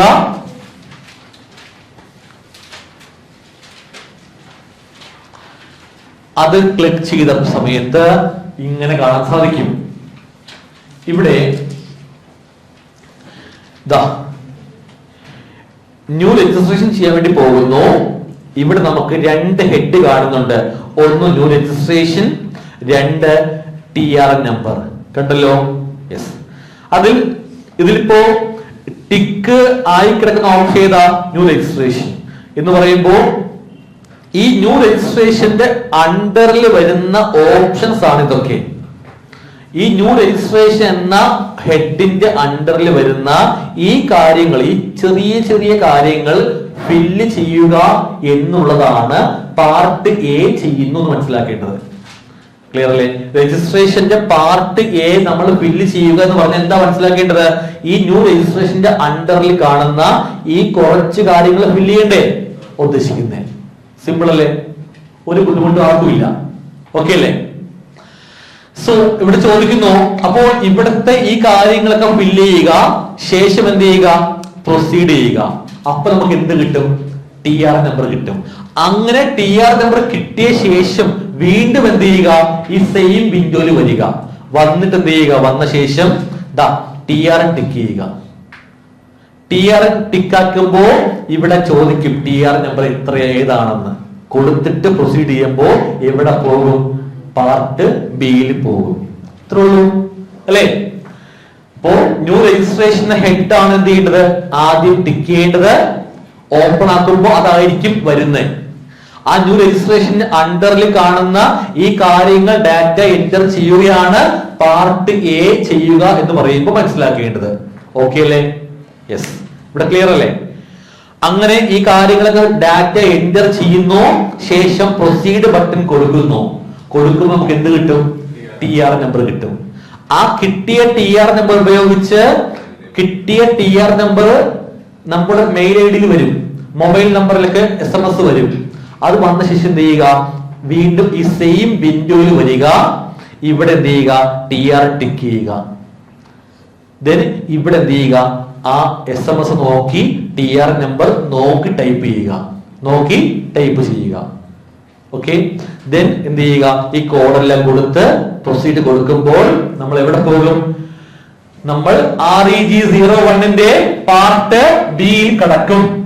അത്രേ ഉള്ളൂ. സിമ്പിൾ അല്ലേ? യെസ്. ആർക്കും ഒരു ബുദ്ധിമുട്ടില്ലല്ലോ? എല്ലാവർക്കും ഓക്കെ അല്ലേ? സോ നമുക്ക് ആദ്യം എന്ത് ചെയ്യാം? പാർട്ട് എ ചെയ്യാം അല്ലെ? സോ ന്യൂ രജിസ്ട്രേഷൻ എന്ത് ചെയ്യുക? ടിക്ക് ചെയ്യുക. ഈ ക്ലാസ്സിൽ ആരെങ്കിലും നിലവിൽ രജിസ്ട്രേഷൻ GST-യുടെ പ്രാക്ടിക്കൽ ചെയ്യുന്ന കൺസൾട്ടന്റുമാരുണ്ടോ ഈ ക്ലാസ്സിൽ ആരെങ്കിലും? ഓക്കെ, ആരുമില്ല. ഇനി GST കോഴ്സ്, പ്രാക്ടിക്കൽ കോഴ്സ് മുമ്പ് എപ്പോഴെങ്കിലും പഠിച്ചവരുണ്ടോ ഈ ക്ലാസ്സിൽ? ഓക്കെ, ആരുമില്ല. സോ ഇനി GST ബന്ധപ്പെട്ട വർക്കുകൾ ചെയ്യുന്ന ഏതെങ്കിലും CFM ഓർ CMFM വർക്ക് ചെയ്തവരുണ്ടോ ഈ ക്ലാസ്സിൽ? ആരുമില്ല. അപ്പോൾ ഈ കാണുന്ന GST-യുടെ സൈറ്റ് ഒക്കെ ആദ്യമായിട്ട് അല്ല ഞാൻ കാണുന്നത്, ഞാൻ മുമ്പ് കണ്ടിട്ടുണ്ട്. അങ്ങനെയുള്ളവരുണ്ടോ? എവിടുന്ന? സാറ് പഠിപ്പിക്കുമ്പോ ജസ്റ്റ് കാണിച്ചു പോകും അല്ലെ? ഓക്കെ, ശരി. അത് മുമ്പ് ക്ലാസ്സിൽ അതല്ല, അല്ലാതെ ഇല്ലല്ലോ. ഓക്കെ, ശരി. സോ നിങ്ങൾ ചെയ്യുകയാണ് ഇവിടെ, അങ്ങനെ സങ്കല്പിക്കുക. നിങ്ങൾ ആരാ? GST consultant. അപ്പൊ നിങ്ങൾ ചെയ്യാൻ വേണ്ടി പോകുന്നു. ക്ലയന്റിന്റെ പേരെന്താ? അരവിന്ദ്. സ്ഥലം എവിടെയാ? തിരുവനന്തപുരം. ബിസിനസ് ഏതാ? Mobile shop. ഓക്കെ അല്ലേ? I am a tax payer select ചെയ്യുക, അത് കൊടുക്കുക കേട്ടോ. I am a tax payer. I am a tax payer. അവിടെ ടാക്സ് പേയർ എന്ന ഓപ്ഷൻ കൊടുക്കേണ്ടതാണ്. ഓക്കെ അല്ലേ? യെസ്. അതുപോലെ നോട്ട് ചെയ്യുക. കാരണം ഞാൻ ഒരുപാട് പ്രാവശ്യം രജിസ്ട്രേഷൻ ക്ലാസ് എടുത്ത് കൊടുത്ത സ്റ്റുഡൻസ് എന്നോട് ചോദിക്കും, അവർ റിയൽ ആയിട്ട് വർക്ക് ചെയ്യുമ്പോൾ, സർ ആ പാർട്ട് എക്കകത്ത് ഐ ആം എ കുറെ ഓപ്ഷൻ കാണുന്നുണ്ടല്ലോ, ഏത് ഓപ്ഷനാണ് കൊടുക്കേണ്ടത് അവിടെ ചോദിക്കാറുണ്ട്. എന്തുകൊണ്ടാണ് അവർ അങ്ങനെ ചോദിക്കുന്നേ? ഞാൻ പഠിപ്പിച്ചപ്പോൾ വ്യക്തമായിട്ട് നോട്ട് ചെയ്ത് പോയിട്ടല്ലേ. ഇപ്പൊ നിങ്ങളിപ്പോ നോട്ട് ചെയ്ത് പോയി കഴിഞ്ഞാൽ ഒരു വർക്ക് ചെയ്യുമ്പോൾ ഡൗട്ട് വരുമോ? ചോദിക്കേണ്ട ആവശ്യമുണ്ടോ? ഇല്ല. Just click tax payer, that's all. Through. Okay അല്ലേ? ആ ആത്മവിശ്വാസം അത്രേ ഉള്ളൂ. Okay. So next state. Aravind എന്ന പ്രൊപ്രൈറ്റർ, എന്റെ സംസ്ഥാനം, എന്റെ സ്റ്റേറ്റ് എവിടെയാണ്? എവിടെയാ? കേരള. ഓക്കെ, കേരള. ഓക്കെ. ഞാൻ വീണ്ടും പറയുന്നു, ക്ലാസ് എടുത്ത് പോകുമ്പോൾ ബോറടിക്കും, ഉറപ്പാണ്. പ്രാക്ടിക്കലാണ്. ക്ഷമയോടെ ഇരിക്കുക. ബോർഡിൽ മാറ്റി വേറെ മാർഗമില്ല. ക്ഷമയോടെ എന്ത് ചെയ്യുക? ഇരുന്ന് മനസ്സിലാക്കാൻ ശ്രമിക്കുക. ഓക്കെ. സോ നെക്സ്റ്റ് ഡിസ്ട്രിക്ട് എവിടെയാ? തിരുവനന്തപുരം അല്ലെ? പ്രൊപ്രൈറ്ററിന്റെ ഡിസ്ട്രിക്ട് തിരുവനന്തപുരത്താണ്. സെലക്ട് ചെയ്യുക. ചെയ്യാലോ? ചെയ്തു. ഇത് പ്രധാന പോയിന്റ് ആണ്. Legal name of the business എന്നാണ് ചോദിക്കുന്നത്. ബിസിനസിന്റെ ലീഗൽ നെയിം ആണ്. ബ്രാക്കറ്റിൽ പറയുന്നു as mentioned in പാൻ കാർഡിൽ പറയുന്ന പോലെ കാണിക്കുക. നമുക്കറിയാം അല്ലെ, പ്രൊപ്രൈറ്റർഷിപ്പ് ആകുമ്പോൾ പ്രൊപ്രൈറ്ററിന്റെ പാൻ കാർഡിൽ പറയുന്ന പ്രൊപ്രൈറ്ററിന്റെ പേരാണെന്ത്? യെസ്, ക്ലിയർ അല്ലേ? ഇതിപ്പോ ഒരു പാർട്ണർഷിപ്പോ കമ്പനിയോ ആയിരുന്നെങ്കിലോ ആ പാർട്ണർഷിപ്പ് കമ്പനിക്ക് അതിന്റെ പേരിൽ പ്രത്യേകം പാൻ കാർഡ് ഉണ്ടാകും. അതാണ് കൊടുക്കേണ്ടത് അല്ലേ? ഓക്കെ. അപ്പൊ ഇവിടെ ബിസിനസിന്റെ ലീഗൽ നെയിം കൊടുക്കേണ്ടത് എന്റെ പേരാണ്, അരവിന്ദിന്റെ പേരാണ് കൊടുക്കേണ്ടത്. ക്ലിയർ അല്ലേ? സോ അരവിന്ദിന്റെ പാൻ കാർഡ് നോക്കുന്നു. പാൻ കാർഡിൽ കാണുന്ന പോലെ എന്ത് ചെയ്യുക? പേര് ടൈപ്പ് ചെയ്ത് കൊടുക്കുക. ഓക്കെ അല്ലേ? Yes.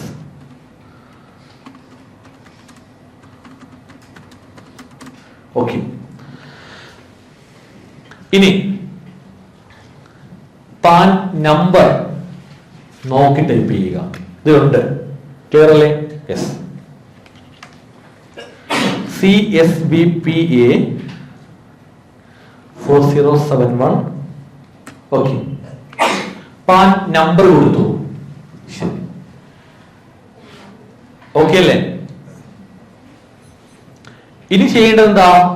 Email address, mobile number. അത് കൊടുക്കുമ്പോൾ ശ്രദ്ധിക്കേണ്ടത് വാലിഡ് ആവണം. കാരണം സ്പോട്ടിൽ OTP വെരിഫിക്കേഷൻ വരും. അത് കൊടുക്കേണ്ടതാണ്. ഓക്കെ അല്ലേ?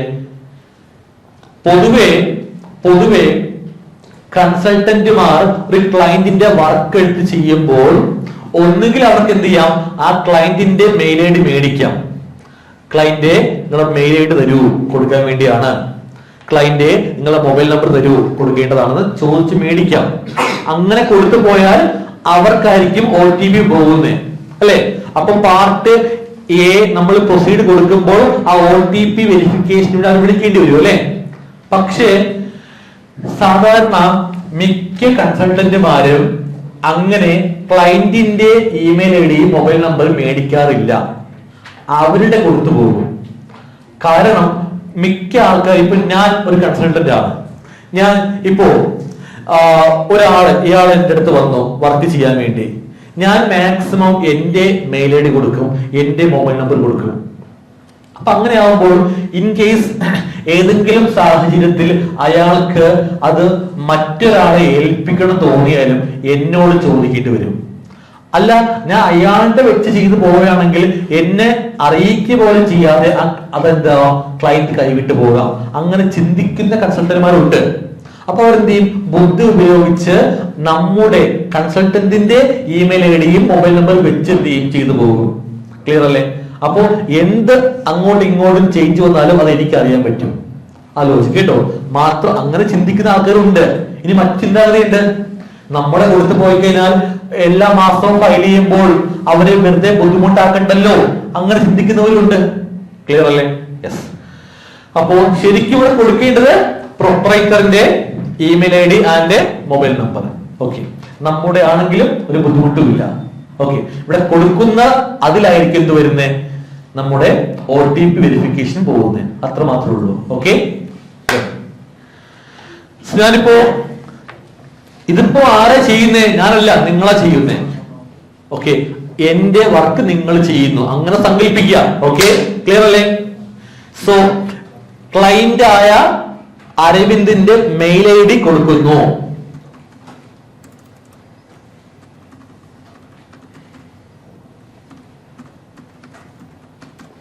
മെയിൽ ഐ ഡി കൊടുത്തു. ഓക്കെ ആണ്. മൊബൈൽ നമ്പർ കൊടുക്കേണ്ടതാണ്. നമ്പർ കൊടുത്തു. ഇവിടെ എടുത്ത് പറയുന്നുണ്ട് OTP will be send to this email address.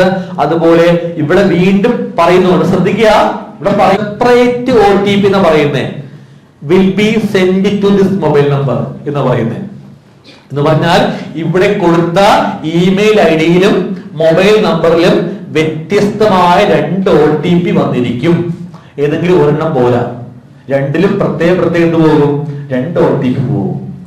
Okay, രണ്ടിലും പോകുന്ന OTP സെയിം ആയിരിക്കത്തുമില്ല. അത് മനസ്സിലാക്കണം കേട്ടോ. ഓക്കെ, സോ 3 കൊടുത്തു. ഇനി എന്ത് ചെയ്യുക? ഈ കാണുന്ന കോഡില്ലേ, ആ കോഡ് എന്ത് ചെയ്യുക? നോക്കി ടൈപ്പ് ചെയ്യുക. 605575 നോക്കി എന്ത് ചെയ്യുക? ടൈപ്പ് ചെയ്യുക. ഓക്കെ, ഇത് ക്ലിയർ അല്ലെങ്കിൽ റിഫ്രഷ് കൊടുത്താൽ മതി, വേറെ വന്നോളൂ കേട്ടോ. ഓക്കെ, ഇത്രേ ഉള്ളൂ. ഇത്രയും കൊടുക്കുമ്പോൾ എന്താവും? പാർട്ട് എ എന്തായി? കംപ്ലീറ്റ് ആവുന്നു. പാർട്ട് എ കംപ്ലീറ്റ് ആവുന്നു. റെഡി അല്ലേ? യെസ്. സോ നമുക്ക് എന്ത് ചെയ്യാം? പ്രൊസീഡ് കൊടുക്കാം. പ്രൊസീഡ് കൊടുക്കാം. പ്രൊസീഡ് കൊടുക്കുന്ന സമയത്ത് എന്ത് ചെയ്യുക? നമ്മുടെ മെയിൽ ഐ ഡി ഓപ്പൺ ചെയ്ത് വെക്കുക അല്ലെ? മൊബൈൽ ഓപ്പൺ ആക്കി വെക്കുക. OTP വരത്തില്ലേ? ഇതാ, ഞാൻ എന്റെ മൊബൈൽ ഓപ്പൺ ആക്കുന്നു. ഞാൻ ആദ്യം മെയിൽ ഓപ്പൺ ആക്കാം. മെയിൽ ഇതാ ഓപ്പൺ ആക്കിയിട്ടുണ്ട്. മെയിൽ ഓപ്പൺ ആക്കി. സോ നമുക്ക് മൊബൈൽ OTP വരും, മെയിൽ OTP വരും അല്ലെ? നോക്കാം.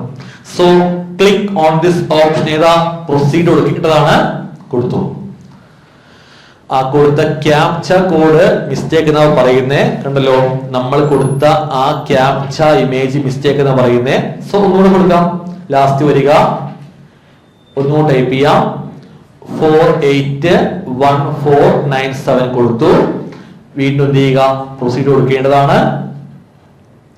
ദെൻ ദാ OTP വന്നു. നോക്കാം. ഞാൻ മെയിൽ ഓപ്പൺ ആക്കിയിട്ടുണ്ട്.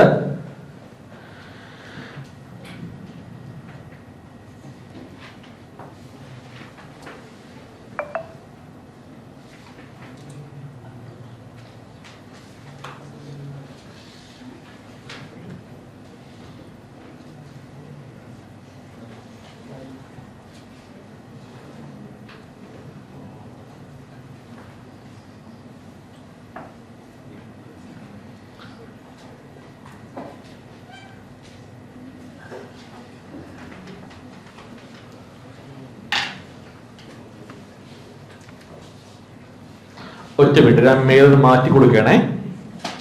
സോ ശ്രദ്ധിക്കുക, അയാമ എന്താ കൊടുക്കേണ്ടത് ഇവിടെ? Tax pair, state Kerala, district Thiruvananthapuram.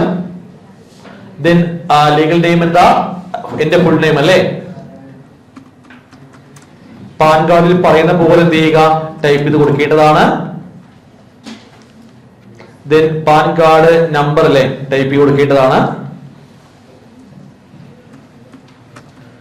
CSVPA 4071L കൊടുത്തു. ദെൻ നമുക്ക് ഇമെയിൽ അഡ്രസ് കൊടുക്കാം.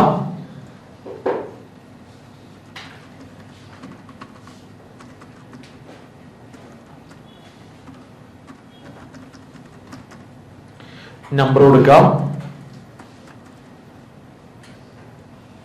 ഈ കോഡ് എന്ത് ചെയ്യുക, എൻ്റർ ചെയ്യുക. 463104 കൊടുത്തു.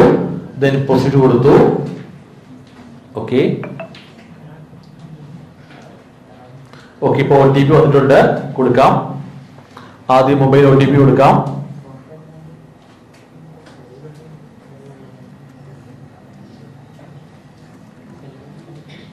ദെൻ മെയിൽ OTP ഓപ്പൺ ചെയ്യാം.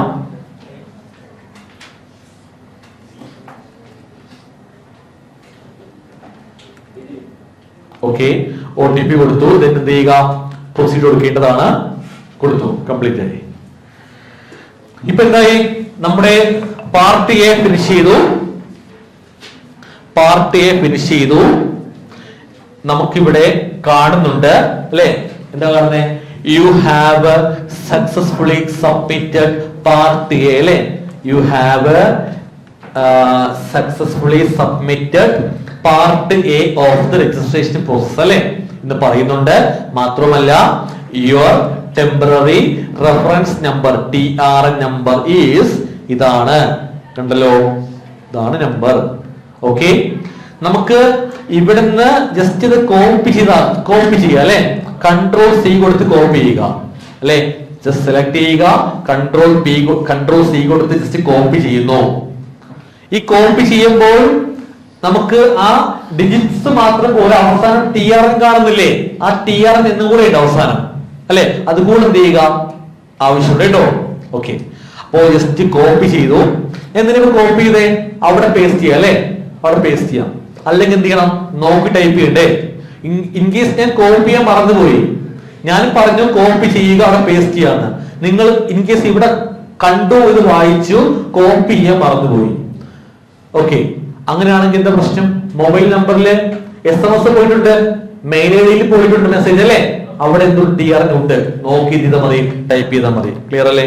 യെസ്, കണ്ടല്ലോ ഇവിടെ പറയുന്നുണ്ട് കേട്ടോ, TRN നമ്പർ മെസ്സേജ് വന്നിട്ടുണ്ട് ഇവിടെ. ഓക്കെ, സോ നമുക്ക് ഇവിടെ എന്ത് ചെയ്യാം, പ്രൊസീഡ് കൊടുക്കുക അല്ലെ. ഇവിടെ എന്ത് ചെയ്യാം, പ്രൊസീഡ് കൊടുക്കാം. പ്രൊസീഡ് കൊടുക്കുമ്പോൾ നമ്മുടെ മറ്റേ വിൻഡോ ഇല്ലേ, അവിടെ പോകും കേട്ടോ. ഓക്കെ, സോ നോട്ട് ചെയ്യുക, പ്രൊസീഡ് കൊടുക്കേണ്ടതാണ്. പ്രൊസീഡ് കൊടുക്കേണ്ടതാണ്. ഓക്കെ, സോ ഇവിടെ വന്നു. ഈ വിൻഡോ പരിചയമുണ്ടല്ലോ നമുക്ക് അല്ലെ. യെസ്, ഇതാണ് ന്യൂ രജിസ്ട്രേഷൻ അല്ലെ. നമ്മൾ ചെയ്തു, ബേസിക് കാര്യങ്ങൾ കൊടുത്തു, TRN നമ്പർ കിട്ടി. തന്നെ എന്ത് ചെയ്യുക, TRN ടിക്ക് ചെയ്യുക. ഇവിടെ എന്ത് ചെയ്യുക, നമ്മുടെ TRN ജനറേറ്റ് ചെയ്യപ്പെട്ട 15 ഡേയ്സ് വാലിഡിറ്റി വരുന്ന ആ TRN നമ്പർ എന്ത് ചെയ്യാൻ കൊടുക്കേണ്ടതാണ്. പേസ്റ്റ് ചെയ്യാലോ, ഓപ്ഷൻ ചെയ്താ പേസ്റ്റ് ചെയ്യാൻ. Ctrl+V, കോപ്പി ചെയ്യാൻ Ctrl+C അല്ലെ, പേസ്റ്റ് Ctrl+V, പേസ്റ്റ് ചെയ്തു. ഓക്കെ, ദെൻ ഈ കാണുന്ന കോഡ് എന്ത് ചെയ്യുക, എൻ്റർ ചെയ്യുക. 396196. ഓക്കെ, ഇത് എന്ത് ചെയ്യുക, പ്രൊസീഡ് കൊടുക്കേണ്ടതാണ്. ഇപ്പോ പ്രൊസീഡ് കൊടുക്കുമ്പോൾ വീണ്ടും OTP വെരിഫിക്കേഷൻ ഉണ്ട്. വീണ്ടും OTP വെരിഫിക്കേഷൻ ഉണ്ട്. നേരത്തെ വന്ന പോലെ മൊബൈൽ നമ്പറിലും മെയിൽ ഐഡിയിലും വരും. പക്ഷെ രണ്ട് വ്യത്യസ്ത OTP ആവശ്യമില്ല, ഏതെങ്കിലും ഒരെണ്ണം മതി. മൊബൈൽ ഓർ ഇമെയിൽ എന്നാ വരുന്നത്. അപ്പൊ രണ്ട് വ്യത്യസ്ത OTP ആദ്യത്തെ അവിടെ മാത്രമേ ആവശ്യമുള്ളൂ, ഇവിടെ ആവശ്യമില്ല. ഓക്കെ അല്ലേ? സോ പ്രൊസീഡ് കൊടുത്തു. നമുക്ക് OTP വന്നിട്ടുണ്ട്, നമുക്ക് എന്ത് ചെയ്യാം, ചെക്ക് ചെയ്യാം. സോ OTP കൊടുക്കുക, അവിടെ ഏതെങ്കിലും ഒരെണ്ണം മതി. ഓക്കെ, എന്ത് ചെയ്യുക, OTP കൊടുത്തു. ദെൻ പ്രൊസീഡ് കൊടുക്കേണ്ടതാണ്. പ്രൊസീഡ് കൊടുക്കേണ്ടതാണ്. ഇത്രേ ഉള്ളൂ. ഓക്കെ, ഇപ്പോൾ നമ്മുടെ ഇവിടെ കാണുന്നുണ്ട് ക്രിയേഷൻ ഡേറ്റ് ഇന്നലെ ജനുവരി മാസം 8-ാം തീയതി. ഇന്നാണ് നമ്മുടെ ആപ്ലിക്കേഷൻ ക്രിയേറ്റ് ആക്കിയത്. ഫോമിന്റെ പേരെന്താ, REG01.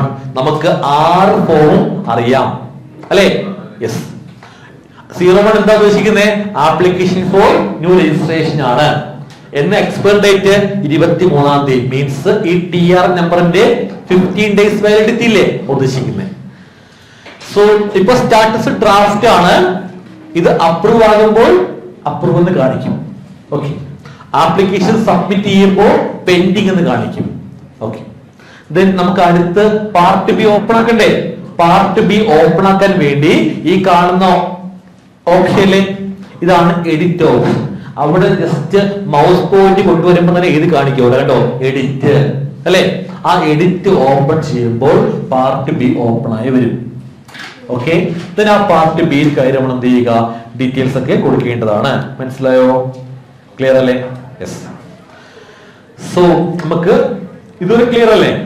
പാർട്ട് ബി പറഞ്ഞ കാര്യത്തിലോ രജിസ്ട്രേഷന്റെ ബന്ധപ്പെട്ട കാര്യങ്ങളിലോ എന്തെങ്കിലും ചോദിക്കാനുണ്ടോ സംശയം എന്ന രീതിയിൽ? തിയററ്റിക്കൽ ലോ നിങ്ങൾക്ക് എല്ലാവർക്കും അറിയാം, അതെനിക്കറിയാം, അത് നിങ്ങൾ ഡൗട്ട് വരത്തില്ല. പക്ഷെ പ്രാക്ടിക്കൽ ബന്ധപ്പെട്ട് ഞാൻ പറഞ്ഞ കാര്യത്തിൽ എന്തെങ്കിലും ഒരു കൺഫ്യൂഷൻ ഉണ്ടോ? ഇല്ല. ഇല്ലെങ്കിൽ പ്രോബ്ലം ഇല്ല. ഞാൻ പറഞ്ഞ കാര്യം നിങ്ങൾ അതുപോലെ മനസ്സിലാക്കി വെച്ചാൽ മതി. കാര്യങ്ങൾ മനസ്സിലായിട്ടുണ്ടെങ്കിൽ ഓക്കെയാണ്.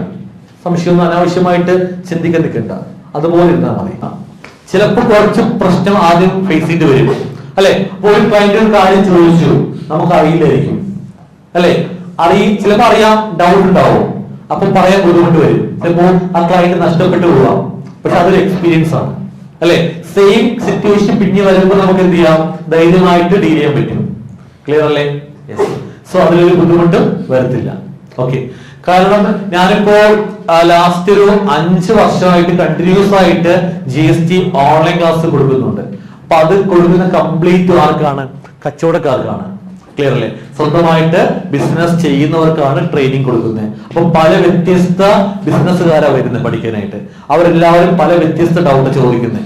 അപ്പൊ അങ്ങനെ ആകുമ്പോൾ എനിക്കറിയാം എന്തൊക്കെ ഡൗട്ടുകളാണ് ഒരു കച്ചവടക്കാരൻ ചോദിക്കുന്നേ, എനിക്കറിയാൻ പറ്റും. അപ്പൊ അത്തരം കാര്യങ്ങൾ ഞാൻ ചെയ്യുന്നത് ആ രീതിയിലാണ് പറഞ്ഞു പോകുന്നത്. ക്ലിയർ അല്ലേ? ഞാൻ പറയുമ്പോ ചില കാര്യങ്ങൾ സിമ്പിൾ ആണല്ലോ ഇതൊക്കെ തോന്നിപ്പോകും, പക്ഷെ ഇതൊക്കെ ആയിരിക്കും അവർ ചോദിക്കുന്ന കാര്യങ്ങൾ. ഓക്കെ അല്ലേ? യെസ്. സോ കൺസൾട്ടന്റ് ആയിട്ട് നിങ്ങൾ പ്രാക്ടീസ് ചെയ്യാൻ താല്പര്യപ്പെടുന്നുണ്ടെങ്കിൽ ഇങ്ങനെ കാര്യങ്ങൾ മനസ്സിലാക്കി വെക്കുക. ക്ലിയർ അല്ലേ? അങ്ങനെ വേണം എന്ത് ചെയ്യാൻ, നമ്മൾ ക്ലയൻസിനെ ഡീൽ ചെയ്യുന്നത് കേട്ടോ. ഓക്കെ. അല്ലാതെ ജസ്റ്റ് നമുക്ക് 1 അറിയാം, 3B അറിയാം, രജിസ്ട്രേഷൻ അറിയാം എന്ന് മാത്രമായിട്ട് കാര്യമില്ല അല്ലെ. അതുമായി ബന്ധപ്പെട്ട ഡൗട്ട്സുകൾ വരുമ്പോൾ ക്ലിയർ ആക്കാനുള്ള ഒരു കാപ്പബിലിറ്റി നമുക്ക് ഉണ്ടാവണം. ഓക്കെ അല്ലേ? യെസ്. സോ നിങ്ങൾക്ക് ഇപ്പോ ഈ ഒരു ടൈമിൽ നിങ്ങൾക്ക് കംപ്ലീറ്റ് എല്ലാവർക്കും അറിയുന്ന കാര്യമാണ് രജിസ്ട്രേഷന്റെ പാർട്ട് A വരെ ചെയ്യാൻ അറിയാം. മാത്രമല്ല രജിസ്ട്രേഷൻ ബന്ധപ്പെട്ട് പ്രധാനമായിട്ടും ഒരു കൺസൾട്ടന്റ് അറിഞ്ഞിരിക്കേണ്ട പ്രധാന പോയിന്റും അറിയാം. ശരിയല്ലേ? യെസ്. അപ്പൊ ഇത്രയും കാര്യം മതി നമുക്കൊരു ക്ലയന്റുമായി ഡീൽ ചെയ്യാനായിട്ട് അല്ലെ. ഞാൻ അടുത്ത പോയിന്റ് എന്താ, പാർട്ട് ബി ചെയ്യുകയാണ്. പാർട്ട് ബിക്കകത്ത് 10 ടേബിൾ ഉണ്ട്. ഒരു 10 ടേബിൾ അടങ്ങുന്ന ഒരു കാര്യമാണ് പാർട്ട് ബി. ഓക്കെ അല്ലേ? ആ 10 ടേബിള് നമ്മൾ ഓപ്പൺ ചെയ്യുന്നു. അതിനകത്ത് നിർബന്ധമായിട്ടും ചില കാര്യങ്ങൾ കൊടുക്കേണ്ടി വരും. അവിടെ റെഡ് മാർക്ക് കാണിക്കും. ആ റെഡ് മാർക്ക് കാണിക്കുന്നതൊക്കെ എന്താണ്, നിർബന്ധമായിട്ടും കൊടുക്കേണ്ടതാണ്. അത് കൂടുതൽ എന്ത് ചെയ്യുക, സബ്മിറ്റ് ചെയ്യുക. ഇനിയിപ്പോ നമ്മൾ റെഡ് മാർക്ക് കാണിക്കാത്ത കാര്യങ്ങളുണ്ടല്ലോ, അതൊക്കെ നിർബന്ധമില്ലല്ലോ. നിർബന്ധമില്ലാത്ത കാര്യങ്ങൾ എന്ത് ചെയ്യണ്ട, ഫില്ല് ചെയ്യണ്ട. കാരണം ഞാൻ നേരത്തെ പറഞ്ഞിരുന്നു, നമ്മൾ ആപ്ലിക്കേഷൻ സബ്മിറ്റ് ചെയ്യുമ്പോൾ ഒരു ചെറിയ മൈന്യൂട്ട് മിസ്റ്റേക്ക് ഉണ്ടെങ്കിൽ, മിസ്റ്റേക്ക് അല്ല മിസ്മാച്ച് ഉണ്ടെങ്കിൽ നോട്ടീസ് വരും. അതുകൊണ്ട് നിർബന്ധമില്ലാത്ത കാര്യങ്ങൾ ഫില്ല് ചെയ്ത് മിസ്മാച്ച് ചാൻസ് കൂട്ടാതെ നിർബന്ധമുള്ള കാര്യങ്ങൾ മാത്രം എന്ത് ചെയ്യുക, ഡാറ്റ ഫില്ല് ചെയ്ത് സബ്മിറ്റ് കൊടുത്താൽ മതി. ക്ലിയർ അല്ലേ? ഫോർ എക്സാമ്പിൾ ഇപ്പോ നമ്മുടെ ഷോപ്പിന്റെ പേര്, ട്രേഡ് നെയിം എന്ന ഓപ്ഷൻ ഉണ്ട്. നിർബന്ധമില്ല. ആർക്കാണെങ്കിൽ പ്രൊപ്രൈറ്റർഷിപ്പ് ആണെങ്കിൽ പ്രൊപ്രൈറ്ററിന്റെ പേരല്ലേ ബിസിനസിന്റെ ലീഗൽ നെയിം വരുന്നേ. അപ്പൊ ഷോപ്പിന്റെ പേര് നിർബന്ധമില്ല. നമ്മൾ ഈ ഷോപ്പിന്റെ പേര് കൊടുത്തു പോയി. ആ കൊടുത്ത പേര് ചിലപ്പോൾ നമ്മൾ അപ്ലോഡ് ചെയ്ത റെന്റ് അഗ്രിമെന്റിൽ മറ്റൊരു പേരിലാണെങ്കിൽ മിസ്മാച്ചായി അല്ലെ. അപ്പൊ അതെന്താ, നോട്ടീസ് വരും. ശരി, ഷോപ്പിന് പേര് നിർബന്ധം ഉണ്ടായിരുന്നോ? ഇല്ല. അപ്പൊ അങ്ങനെ നമുക്ക് നോട്ടീസ് വരുത്തിപ്പിച്ചാൽ അതൊരു നെഗറ്റീവാണ്. ആർക്കിടയില്, ക്ലയൻസിനോട് നമ്മൾ പറയും മാക്സിമം 7 days. നമ്മുടെ മിസ്റ്റേക്ക് കാരണം അത് നോട്ടീസ് വന്നാൽ 2 ആഴ്ച വീണ്ടും ലേറ്റ് ആവില്ലേ? ക്ലിയർ അല്ലേ? അതുകൊണ്ട് നമ്മൾ മാക്സിമം എന്ത് ചെയ്യുക, നിർബന്ധമുള്ള കാര്യം മാത്രം കൊടുത്ത് ആപ്ലിക്കേഷൻ ഫില്ല് ചെയ്യുക, അപ്രൂവ് ആകും. ഓക്കെ അല്ലേ? അനാവശ്യ കാര്യങ്ങൾ കൊടുത്ത് വെറുതെ ടൈം വേസ്റ്റ് ആക്കാതെ പോയി കഴിഞ്ഞാൽ പെട്ടെന്ന് അപ്രൂവ് ആവാൻ ചാൻസ് കൂടുതൽ കേട്ടോ. ഓക്കെ, സ്റ്റാർട്ട് ചെയ്യാലോ? ഓക്കെ. സോ ഇതുവരെ പറഞ്ഞത് എന്തെങ്കിലും ചോദിക്കാനുണ്ടോ? സംശയം എന്തെങ്കിലും? ആർക്കുമില്ല? ഓക്കെ. സംശയം ചോദിക്കാൻ ഉണ്ട്, പക്ഷേ പബ്ലിക്കായിട്ട് ചോദിക്കാൻ മടിയാണ് എന്നുണ്ടെങ്കിൽ ജസ്റ്റ് എന്റെ വാട്സാപ്പിൽ പേഴ്സണലി മെസ്സേജ് അയച്ചാൽ മതി. ഓക്കെ, ഞാൻ പേര് പറയാതെ റിപ്ലൈ പറയാം. ഓക്കെ, ക്ലിയർ അല്ലേ? അല്ലെങ്കിൽ ഗ്രൂപ്പിൽ ചെയ്താൽ മതി, മെസ്സേജ് അയച്ചാൽ മതി കേട്ടോ. ഞാൻ അങ്ങനെ പറയാൻ കാരണം ഒരുപാട് പേർക്ക് അങ്ങനെ ഒരു മടി ഉണ്ടാകാം. ഓക്കെ, ഞാൻ ഇതുപോലെ ക്ലാസ്സിൽ ഇരിക്കുകയാണെങ്കിൽ എനിക്കും ചോദിക്കാൻ മടിയായിരിക്കും, ഒരു നാണക്കേടായിരിക്കും. പക്ഷെ ചോദ്യം ഉണ്ടാവും മനസ്സിനകത്ത്, ചോദിക്കാൻ സംശയം ഉണ്ടാവും, ചോദിക്കൂല. എന്തെങ്കിലും ഉണ്ടെങ്കിൽ ജസ്റ്റ് വാട്സപ്പ് ചെയ്യുക. ഓക്കെ, പേര് പറയാതെ എന്ത് ചെയ്യാം, റിപ്ലൈ പറയാം. ഓക്കെ, സോ സ്റ്റാർട്ട് ചെയ്യാം. നമുക്ക് രജിസ്ട്രേഷന്റെ പാർട്ട് ബിയിൽ പോകണം അല്ലെ? പാർട്ട് എ ചെയ്തു, TR നമ്പർ കിട്ടി. നമ്മളിപ്പോ ഇന്ന് പാർട്ട് എ ചെയ്തു, പാർട്ട് ബി ചിലപ്പോ ഒരു 5 days ആവുമ്പോൾ ചെയ്യുമായിരിക്കും അല്ലെ? അങ്ങനെ ചെയ്യാലോ? ചെയ്യാം. അപ്പൊ അങ്ങനെയാണെങ്കിൽ നമുക്ക് ആദ്യം എന്താ ചെയ്യേണ്ടത്? നമുക്ക് സൈറ്റ് ഓപ്പൺ ആക്കിയ ശേഷം രജിസ്ട്രേഷന്റെ ഏരിയ അങ്ങോട്ട് പോകണം. അത് ഇവിടെ സർവീസ് കണ്ടോ? സർവീസ് എന്ന ഓപ്ഷൻ ചെയ്യുക, ക്ലിക്ക് ചെയ്യണം. സർവീസിനകത്ത് ഒന്നാമത്തെ ഓപ്ഷൻ കണ്ടോ, രജിസ്ട്രേഷൻ. ഓക്കെ, സർവീസിനകത്ത് ഒന്നാമത്തെ ഓപ്ഷൻ രജിസ്ട്രേഷൻ. അവിടെ ജസ്റ്റ് ക്ലിക്ക് ചെയ്യേണ്ട ആവശ്യമില്ല, ജസ്റ്റ് ഇങ്ങനെ മൗസ് പോയിന്റ് കൊണ്ടുവരിക. കണ്ടോ, അതിൽ ഒന്നാമത്തെ ഓപ്ഷൻ കണ്ടോ, ന്യൂ രജിസ്ട്രേഷൻ. ക്ലിയർ അല്ലേ? യെസ്. അപ്പോ അതെന്ത് ചെയ്യുക, ക്ലിക്ക് ചെയ്യുക. Service, registration, new registration. ഒന്നുകിൽ അങ്ങനെ, അല്ലെങ്കിൽ എന്ത് ചെയ്യുക, ഡയറക്റ്റ് ആയിട്ട് രജിസ്റ്ററിൽ ക്ലിക്ക് ചെയ്താൽ മതി അല്ലേ? എന്തായാലും ഓക്കെ. പാർട്ട് മുഖാന്തരമാണെങ്കിൽ എന്ത് ചെയ്യുക, ഇങ്ങനെ സർവീസ് കൊടുക്കുക,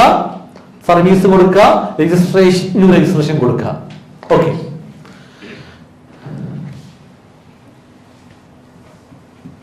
then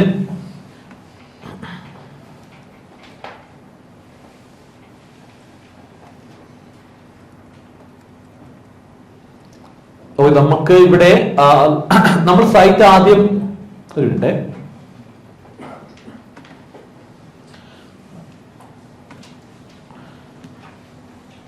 നമ്മൾ ഇവിടെ TR ജനറേറ്റ് ചെയ്തല്ലോ. അപ്പൊ നമ്മുടെ അക്കൗണ്ട് ലോഗിൻ ആയി, ആ ഒരു പേരില് അരവിന്ദന്റെ പേരിൽ ലോഗിൻ ആയിട്ടുണ്ട്. ഓക്കെ, സോ നമുക്ക് ഒന്നും സൈറ്റ് ഓപ്പൺ ചെയ്ത് കാണിക്കാം. അഡ്രസ് എന്തായിരുന്നു? അല്ല, നമ്മുടെ GST സൈറ്റ് അഡ്രസ് എന്തായിരുന്നു? .gst.gov.in അല്ലേ അഡ്രസ്. ഓക്കെ, ഒന്നുകിൽ ഇങ്ങനെ അടിക്കുക, ജസ്റ്റ് എന്ത് ചെയ്യുക, GST എന്ന് ടൈപ്പ് ചെയ്താൽ മതി അല്ലെ? ജസ്റ്റ് GST ടൈപ്പ് ചെയ്യുക, എന്റർ കൊടുക്കുക. then എന്ത് ചെയ്യുക,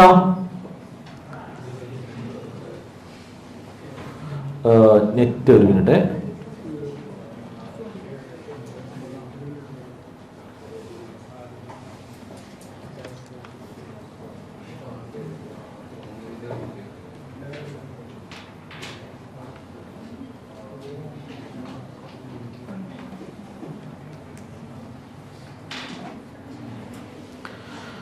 ഓക്കെ,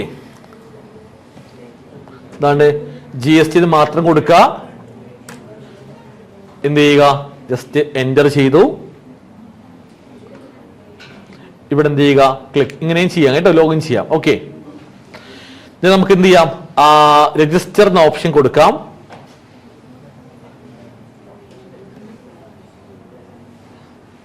ഇവിടെ നമുക്ക് എന്ത് ചെയ്യാം, നമ്മുടെ TR എന്നല്ലേ, TR കൊടുക്കാം.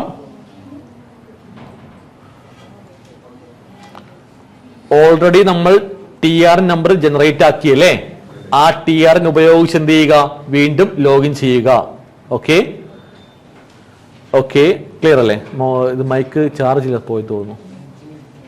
ഓക്കെ, രജിസ്ട്രേഷന്റെ പാർട്ട് ബി ചെയ്യേണ്ടതാണ്.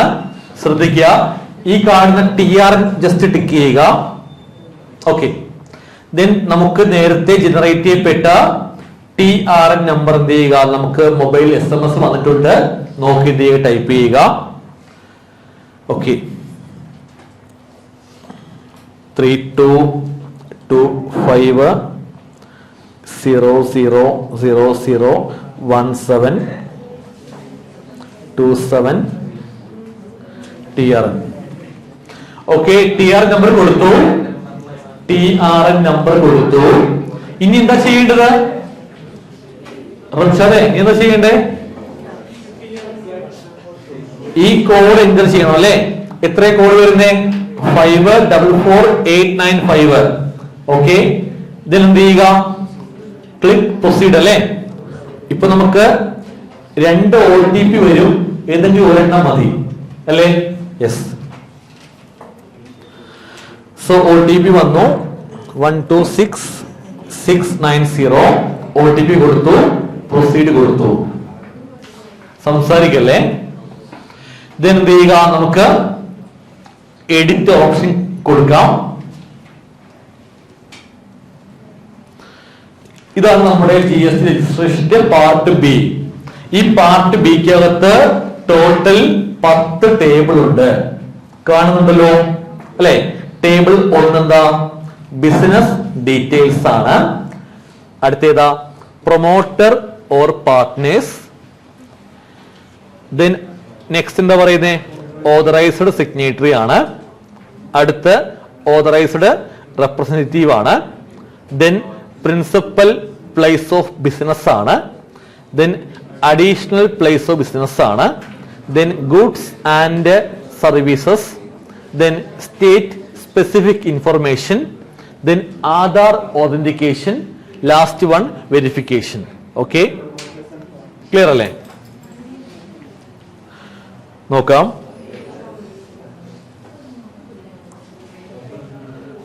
ഒരു മിനിറ്റ്.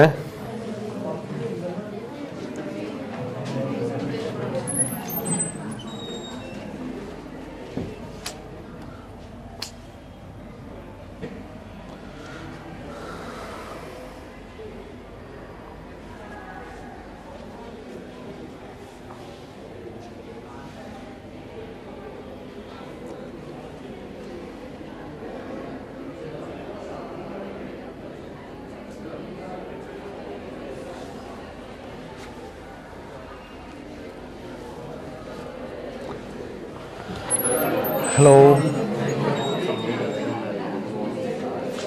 ഹലോ,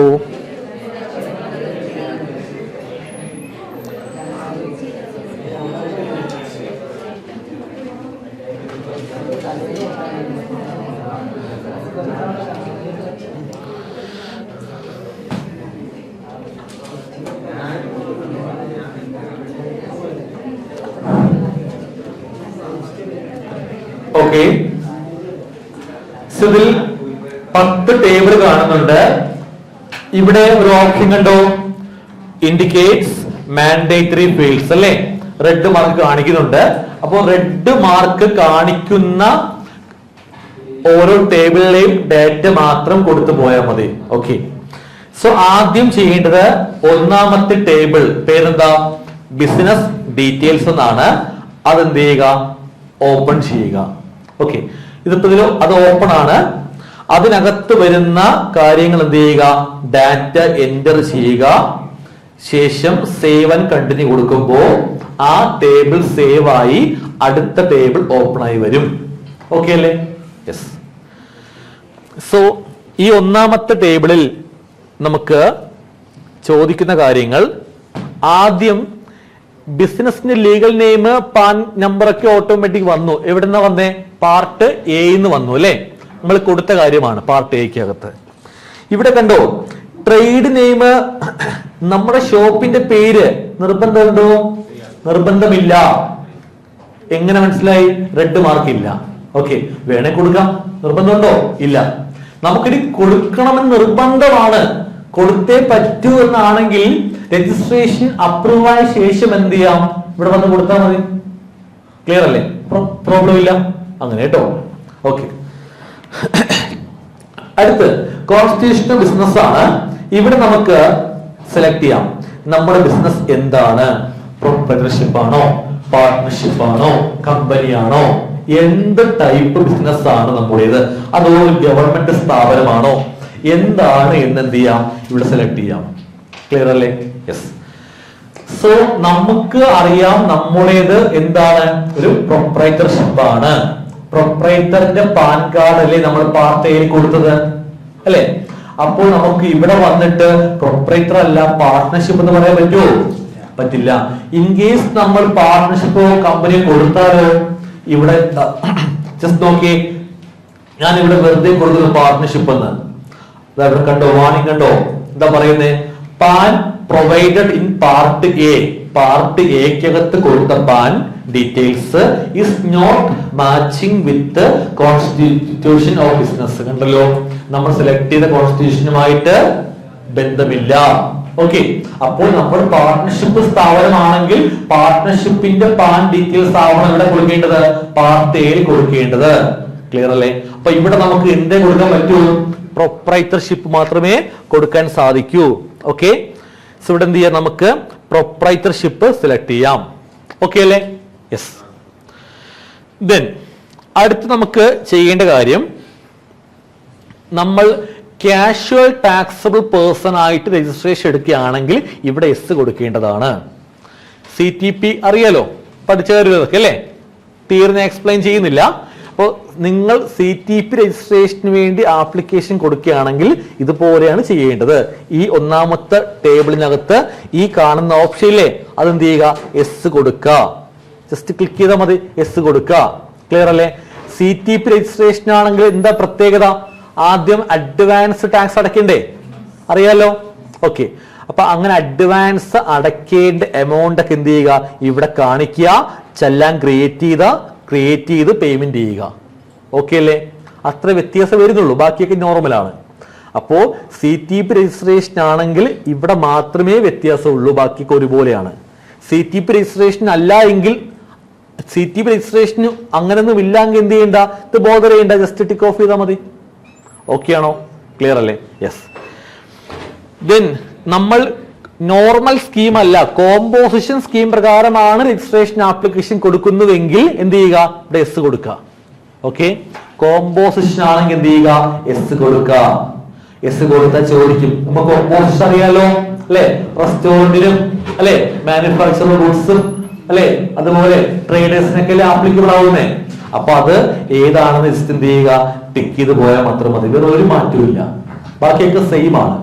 അപ്പൊ നിങ്ങൾ CTP രജിസ്ട്രേഷൻ ആണെങ്കിലും കോമ്പോസിഷൻ രജിസ്ട്രേഷൻ ആണെങ്കിലും നോർമൽ രജിസ്ട്രേഷൻ ആണെങ്കിലും എല്ലാ മെത്തേഡ് സെയിം ആണ്.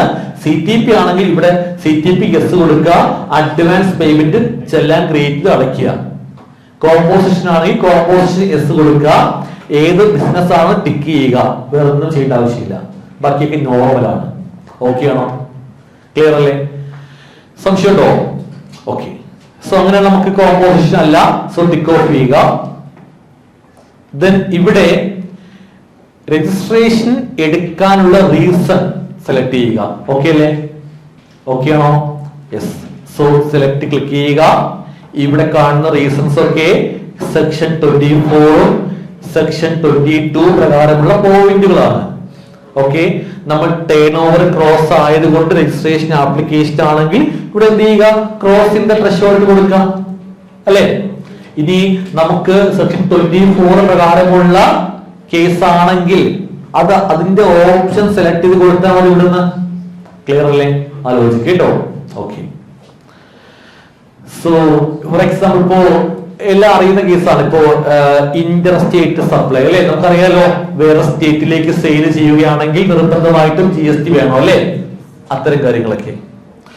എന്നാൽ നമ്മൾ സെക്ഷൻ 22 പ്രകാരം പറയുന്ന ടേൺ ഓവർ ബന്ധപ്പെട്ടുമല്ല 24 പ്രകാരമുള്ള കേസ് ബന്ധപ്പെട്ടു അല്ല, ഞാൻ സ്വമേധയാ രജിസ്ട്രേഷൻ ആപ്ലിക്കേഷൻ കൊടുക്കുന്ന എന്ത് ചെയ്യുക, ഇവിടെ വോളണ്ടറി ഓപ്ഷൻ കേട്ടോ, വോളണ്ടറി ബേസിസ് എന്ത് ചെയ്യുക, സെലക്ട് ചെയ്യുക. നമുക്കിപ്പോ അത് കൊടുത്ത് പോവാം. ഓക്കെ, സോ തിരുവനന്തപുരത്തുള്ള അരവിന്ദ് മൊബൈൽ ഷോപ്പിന്റെ രജിസ്ട്രേഷൻ എടുക്കുന്നത് സ്വമേധയാ താല്പര്യപ്രകാരമാണ്. Okay, clear? യെസ്. കാരണം പൊതുവെ മിക്ക ബിസിനസ്സുകാരും പറയും, സാർ ഞാൻ ബിസിനസ് സ്റ്റാർട്ട് ചെയ്തു, പക്ഷേ ബിസിനസ് സ്റ്റാർട്ടിങ് സമയത്ത് നമുക്ക് അങ്ങോട്ട് പറയാം, നിങ്ങൾക്ക് ബിസിനസ് സ്റ്റാർട്ട് ആക്കിയേ ഉള്ളൂ, സ്റ്റാർട്ട് ചെയ്യുമ്പോൾ ഒരുപാട് അസറ്റ് പർച്ചേസ് ചെയ്യത്തില്ലേ, ഒരുപാട് വില കൂടുതൽ വരുന്ന അസറ്റ് പർച്ചേസ് ചെയ്യും. നമ്മുടെ മൊബൈൽ ഷോപ്പിലേക്ക് ഒരു AC മേടിക്കും, അല്ലെ, മൊബൈൽ ഷോപ്പിലേക്ക് ഒരു ഫർണിച്ചർ മേടിക്കും, ഷെൽഫ് മേടിക്കും, വാഹനം മേടിക്കും, പല പല സാധനങ്ങൾ മേടിക്കും. അതൊക്കെ മേടിക്കുമ്പോൾ ഹ്യൂജ് എമൗണ്ട് ആയിരിക്കും വരുന്നത്. അത്രയും ഹ്യൂജ് എമൗണ്ട് ഇൻപുട്ട് ടാക്സ് കൊടുക്കും, അല്ലെ. അപ്പോ അങ്ങനെ അതുകൊണ്ട് തന്നെ ആ ബിസിനസ് സ്റ്റാർട്ടിംഗ് സമയത്ത് രജിസ്ട്രേഷൻ അവർക്ക് ഉണ്ട് എങ്കിൽ ആ GST നമ്പർ വെച്ച് പർച്ചേസ് ആക്കിയതാണെങ്കിൽ അതിന്റെയൊക്കെ ITC ക്ലെയിം കിട്ടത്തില്ലേ? ഇൻപുട്ട് ടാക്സ് ക്ലെയിം കിട്ടുമോ? കിട്ടില്ല എന്ന് പറയുന്നത്. നമ്മുടെ ബിസിനസ് സ്ഥാപനത്തിലേക്ക് നമ്മൾ സെയിൽ ചെയ്യാൻ വേണ്ടി പർച്ചേസ് ചെയ്യുന്ന ഗുഡ്സ് എങ്കിൽ ക്ലെയിം കിട്ടും, അല്ലെ. അത് മാത്രമല്ല, നമ്മൾ സെയിൽ ചെയ്യാൻ വേണ്ടി അല്ലെങ്കിൽ പോലും ബിസിനസിന്റെ യൂസിനാണെങ്കിൽ പോലും ഇൻപുട്ട് ക്ലെയിം കിട്ടും. എന്റെ മൊബൈൽ ഷോപ്പിലേക്ക് ഒരു AC വാങ്ങിച്ചു, സെയിൽ ചെയ്യാൻ വേണ്ടിയല്ല, മൊബൈൽ ഷോപ്പിന്റെ യൂസിന് വേണ്ടിയാണ്. ആ AC മേടിച്ചപ്പോൾ കൊടുത്ത ഇൻപുട്ട് ക്ലെയിം കിട്ടും. ഓക്കെ, ക്ലെയിം കിട്ടും. ഓക്കെ, ഫഹദേ കിട്ടില്ലേ? ആ, ഇനി അതുപോലെ മൊബൈൽ ഷോപ്പിലേക്ക് ഒരു ഒരു ഫർണിച്ചർ മേടിച്ചു, സെയിൽ ചെയ്യാൻ വേണ്ടിയാണോ? അല്ല, ആ ഫർണിച്ചർ ഉണ്ടാവണം അവിടെ, എങ്കിലേ നമുക്ക് ഒരു ഷെൽഫ് ഉണ്ടാവണം അവിടെ, എങ്കിലേ നമുക്ക് മൊബൈൽ ഡിസ്പ്ലേ ചെയ്യാൻ സാധിക്കൂ. അതൊക്കെ എന്താണ്, ബിസിനസിന്റെ പർപ്പസ് ആണ്. സോ ക്ലെയിം കിട്ടും. ഓക്കെ, എന്റെ മൊബൈൽ ഷോപ്പിലേക്ക് ഒരു കമ്പ്യൂട്ടർ മേടിച്ചു അക്കൗണ്ട്സ് ചെയ്യാൻ വേണ്ടി, ക്ലെയിം കിട്ടും. എന്റെ മൊബൈൽ ഷോപ്പിലേക്ക് ഞാൻ ഒരു പ്രിന്റർ മേടിച്ചു, ക്ലെയിം കിട്ടും. Okay, yes. എന്റെ മൊബൈൽ ഷോപ്പ് ഇരിക്കുന്ന ബിൽഡിംഗ് വാടകയ്ക്കാണ്, വാടക കൊടുത്തപ്പോൾ GST കൊടുത്തു, ക്ലെയിം കിട്ടും. കിട്ടും. ഓക്കെ, എക്സ്പെൻസിന്റെ മേലെ കൊടുത്ത ഇൻപുട്ടും ക്ലെയിം കിട്ടും. എന്റെ മൊബൈൽ ഷോപ്പിൽ മൊബൈല് മാർക്കറ്റ് ചെയ്ത് സെയിലായി പോകണ്ടേ, പരസ്യം ചെയ്യണ്ടേ, പരസ്യ കമ്പനിക്ക് വർക്ക് കൊടുത്തു, പരസ്യ കമ്പനിക്ക് GST കൊടുത്തു, ക്ലെയിം കിട്ടും. ക്ലെയിം കിട്ടും. എന്റെ മൊബൈൽ ഷോപ്പിലേക്ക് ഞാൻ സ്റ്റേഷനറി എക്സ്പെൻസ് ഒരുപാട് ഉണ്ടായി, സ്റ്റേഷനറി എക്സ്പെൻസ് ഇൻപുട്ട് കൊടുത്തു, ക്ലെയിം കിട്ടും. എന്റെ മൊബൈൽ ഷോപ്പിൽ ബാങ്ക് അക്കൗണ്ട് ഉണ്ട്, ഞാൻ ബാങ്കിന്റെ സ്റ്റേറ്റ്മെന്റ് നോക്കിയപ്പോ ഇടയ്ക്കിടയ്ക്ക് പല രീതിയിൽ ബാങ്ക് ചാർജ് പിടിച്ചു.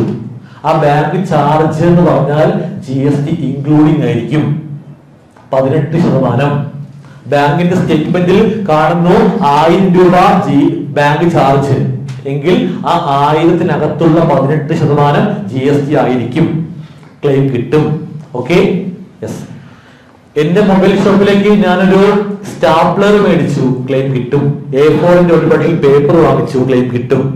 ഓക്കെ, ഒരു സ്കെയിൽ വാങ്ങിച്ചു, ക്ലെയിം കിട്ടും. Okay, clear? സോ അപ്പോ അങ്ങനെ സ്റ്റാർട്ടിംഗ് സമയത്ത് മിക്ക ബിസിനസ് സ്ഥാപനങ്ങളിലും ഒരുപാട് പർച്ചേസ് ഉണ്ടാകും. അപ്പൊ അതിന്റെയൊക്കെ ഇൻപുട്ട് നഷ്ടപ്പെടാതിരിക്കാൻ വേണ്ടിയിട്ട് അവരെന്ത് രജിസ്ട്രേഷൻ ആദ്യം എടുത്തു വെക്കും. അപ്പോൾ ആദ്യമേ GST എടുത്തു വെച്ചാൽ ഒരുപാട് ഹ്യൂജ് എമൗണ്ട് ഇൻപുട്ട് കിടക്കും, അല്ലെ. അവർക്ക് എന്ത് ചെയ്യാം, ചിലപ്പോൾ ഒരു വർഷം വരെ എന്ത് ചെയ്യാം, സെറ്റ് ചെയ്ത് പോകാൻ പറ്റും.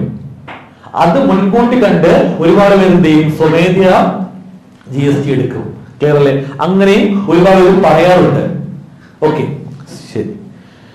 ചില ആൾക്കാരൊക്കെ പറയും, സാർ ഞാൻ ബിസിനസ് സ്റ്റാർട്ട് ചെയ്തു, പക്ഷെ എനിക്ക് ബിസിനസ് മുന്നോട്ട് പോകണമെങ്കിൽ ലോണ് വേണം, ബിസിനസ് ലോണ് വേണം. ലോണ് എടുക്കാൻ വേണ്ടി ബാങ്കിൽ പോകുമ്പോൾ ബാങ്ക് പറയും GST എടുക്കണം. അപ്പൊ ലോണിന്റെ പർപ്പസിന് വേണ്ടി ആൾക്കാർ എന്ത് ചെയ്യും, GST എടുക്കാൻ വേണ്ടി വരും. Okay, clear? ചില ആൾക്കാർ പറയും, സാർ എനിക്ക് ഒരുപാട് പർച്ചേസ് ചെയ്യാനുണ്ട് വേറെ സ്റ്റേറ്റിൽ നിന്നൊക്കെ. ആ സപ്ലയർമാര് പറയും നമ്മൾ GST ഉള്ളവർക്കേ സെയിൽ ചെയ്യത്തുള്ളൂ. അങ്ങനെ ഉള്ള പ്രശ്നം കാരണം പർച്ചേസ് നടക്കാറില്ല. അതിന്റെ പേരിലും ആൾക്കാർ എന്ത് ചെയ്യും, രജിസ്ട്രേഷൻ സ്വമേധ എടുക്കും. ക്ലിയർ അല്ലേ? അത് മാത്രമല്ല, എന്റെ ഷോപ്പിന് GST ഉണ്ടെങ്കിൽ ഒരു സ്റ്റാൻഡേർഡ് ഉള്ളൂ, നിലവാരമുള്ളൂ. നിലവാരം കാണിക്കാൻ വേണ്ടിയും GST എടുക്കും ആൾക്കാർ. GST എടുത്ത എന്തൊക്കെ ബെനിഫിറ്റ് ഉണ്ടെന്ന് നിങ്ങൾക്ക് തിയറി ബുക്കിൽ പഠിക്കാനുണ്ട്. അതിലുള്ള പോയിന്റ് ആണ് ഇതൊക്കെ. ഓക്കെ, പഠിച്ചവർക്ക് ഓർമ്മയുണ്ടാവും. ക്ലിയർ അല്ലേ? സോ അപ്പൊ ഇവിടെ എന്ത് ചെയ്യുക? രജിസ്ട്രേഷൻ എടുക്കാനുള്ള റീസൺസ് എന്ത് ചെയ്യുക? സെലക്ട് ചെയ്യുക. ഓക്കെ, ഞാൻ കൊടുത്തു വോളണ്ടറി ബിസിനസ്, സ്വമേധയ സ്വന്തം ഇഷ്ടപ്രകാരം GST എടുക്കുന്നു. ഓക്കെ അല്ല പോയിന്റ്? അങ്ങനെയാണെങ്കിൽ അടുത്ത ചോദ്യം വരുന്നു, എന്നാണ് ബിസിനസ് സ്റ്റാർട്ട് ചെയ്തത്? ഞാൻ പറയുന്നു ജനുവരി മാസം 1-ാം തീയതി സ്റ്റാർട്ട് ചെയ്തു. ഈ മാസം 1-ാം തീയതി സ്റ്റാർട്ട് ചെയ്തു സങ്കല്പിക്കുക. ഓക്കെ, ക്ലിയർ അല്ലേ? യെസ്. അടുത്ത് പറയുന്നു ഇൻഡിക്കേറ്റ് എക്സിസ്റ്റിംഗ് രജിസ്ട്രേഷൻസ്. നിലവിൽ മറ്റെന്തെങ്കിലും രജിസ്ട്രേഷൻ ഉണ്ടോ? ഓക്കെ, മറ്റെന്തെങ്കിലും ഉണ്ടോ ചോദിക്കുന്നുണ്ട്. ചിലപ്പോൾ നമുക്ക് മറ്റേതെങ്കിലും സ്റ്റേറ്റിൽ രജിസ്ട്രേഷൻ GST തന്നെ ഉണ്ടാവാം അല്ലെ, അത് കൊടുക്കാം. ചിലപ്പോൾ നമുക്ക് ഒരു ബാർ ഉണ്ടാവാം, ബാർ, അവിടെ നമുക്ക് എക്സൈസ് രജിസ്ട്രേഷൻ ഉണ്ടാവാം അല്ലെ, എക്സൈസ് ഡ്യൂട്ടി ആപ്ലിക്കബിൾ അല്ലേ, ഉണ്ടാകാം, അത് കൊടുക്കാം. ക്ലിയർ അല്ലേ? അപ്പൊ മറ്റെന്തെങ്കിലും രജിസ്ട്രേഷൻ നമുക്ക് ഉണ്ടെങ്കിൽ എന്ത് ചെയ്യുക? ഇവിടെ ലിസ്റ്റ് ഉണ്ട്, നമുക്ക് എന്ത് ചെയ്യാം? സെലക്ട് ചെയ്യാം. ഓക്കെ, പക്ഷെ നിർബന്ധമുണ്ടോ? അത് റെഡ് മാർക്ക് ഉണ്ടോ? ഇല്ല, നിർബന്ധമില്ല. എന്നാൽ ഇവിടെ രജിസ്ട്രേഷൻ എന്തെങ്കിലും ഉണ്ട് എന്ന് സെലക്ട് ചെയ്ത് കൊടുത്താൽ ആ രജിസ്ട്രേഷന്റെ നമ്പർ ഇവിടെ കൊടുക്കേണ്ടതാണ്. ആ രജിസ്ട്രേഷൻ എന്ന് എടുത്തു ഡേറ്റ് കൊടുക്കേണ്ടതാണ്. ഇവിടെ റെഡ് മാർക്ക് ഉണ്ട്, പക്ഷെ ഇവിടെ എന്തെങ്കിലും കൊടുത്താൽ മാത്രമേ ഈ റെഡ് മാർക്കിന് ഇമ്പോർട്ടൻസ് ഉള്ളൂ. ഓക്കെ, ഇവിടെ ഒന്നും കൊടുത്തിട്ടില്ലെങ്കിൽ ഈ റെഡ് മാർക്കിന് ഇമ്പോർട്ടൻസ് ഇല്ല. ക്ലിയർ അല്ലേ? ഓക്കെ ആണോ? ഇത്രേ ഉള്ളൂ. രജിസ്ട്രേഷന്റെ പാർട്ട് ബിക്കകത്ത് 1-ാമത്തെ ടേബിൾ ബിസിനസ് ഡീറ്റെയിൽസിനകത്ത് ഫില്ല് ചെയ്യേണ്ട ഇത്ര കാര്യം മാത്രമാണ് കേട്ടോ. ഇത്രേ ഉള്ളൂ. എന്തെങ്കിലും സംശയം ഉണ്ടോ? സംശയം ഉണ്ടെങ്കിൽ ചോദിക്കാം, ഇല്ലെങ്കിൽ നമുക്ക് സേവനം കണ്ടെത്തി കൊടുക്കാം.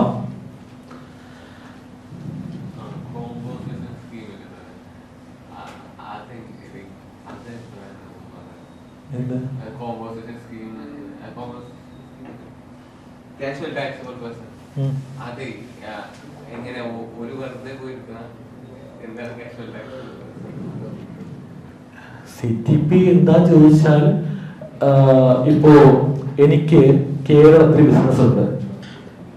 ഓക്കെ, ഒരു ടെക്സ്റ്റൈൽസ് ആണ്, തുണികൾ, ഡ്രസ് സെയിൽ ചെയ്യുന്നു. അതിന് GST എനിക്കുണ്ട്. ഓക്കെ, അങ്ങനെ ഇരിക്കെ ഞാൻ അറിയുകയാണ് കർണാടകയില് ഒരു എക്സിബിഷൻ നടക്കുകയാണ്. പല വ്യത്യസ്ത ഡ്രസ്സുകൾ കൊണ്ട് എക്സിബിഷൻ, എക്സ്പോ. അപ്പൊ ഞാൻ എന്ത് ചെയ്തു?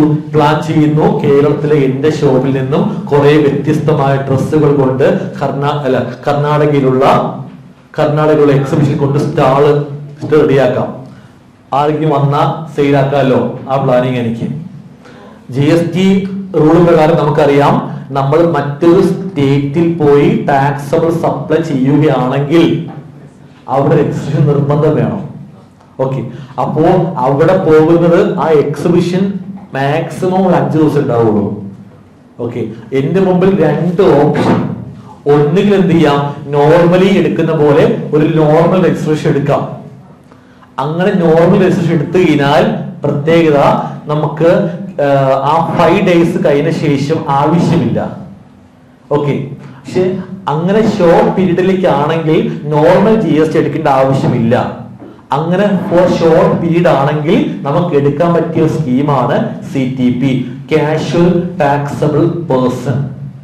ക്ലിയർ അല്ലേ? അപ്പൊ CTP രജിസ്ട്രേഷൻ എടുക്കുക. എനിക്ക് അത് എടുത്തു കഴിഞ്ഞാൽ പ്രത്യേകത, എനിക്ക് എന്ത് ചെയ്യേണ്ട ആവശ്യമില്ല.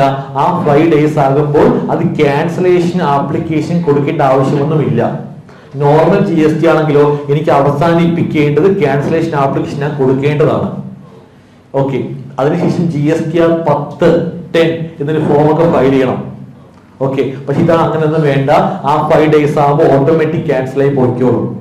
പ്രത്യേകത. എക്സാമ്പിൾ, സർക്കസ് ഒക്കെ ചെയ്യത്തില്ലേ? അവരുടെ സപ്ലൈ പ്ലേസ് വേറെ ഏതെങ്കിലും സ്റ്റേറ്റ് ആയിരിക്കും. ചിലപ്പോൾ അവർ നമ്മുടെ കേരളത്തിൽ വന്ന് ചിലപ്പോൾ ഒരു 1 മന്തോ 2 മന്തോ ഒക്കെ എന്ത് ചെയ്യും? ഇവിടെ സ്റ്റേ ചെയ്ത് സർക്കസ് നടത്തും. അപ്പൊ അവർക്ക് CTP എടുത്താൽ മതി, വേറെ ഫോർമാലിറ്റീസ് വരത്തില്ല. ക്ലിയർ അല്ലേ? ഓക്കെ അല്ലേ? യെസ്. മറ്റെന്തെങ്കിലും സംശയം ഉണ്ടോ? ഓക്കെ ആണോ? ഉണ്ടെങ്കിൽ ചോദിക്കാം. ടൈം ആകുമ്പോൾ ഇതുപോലെ ലോഗിൻ ആയി പോകും. വീണ്ടും ജസ്റ്റ് നമുക്ക് എന്ത് ചെയ്യാം, ലോഗിൻ ചെയ്യാം.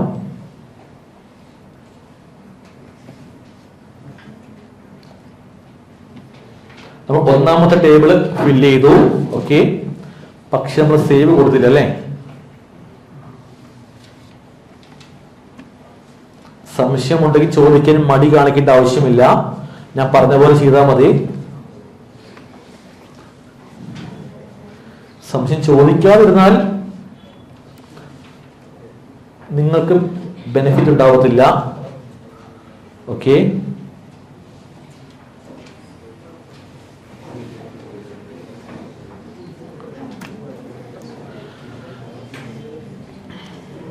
ഓക്കെ ചെയ്യാം.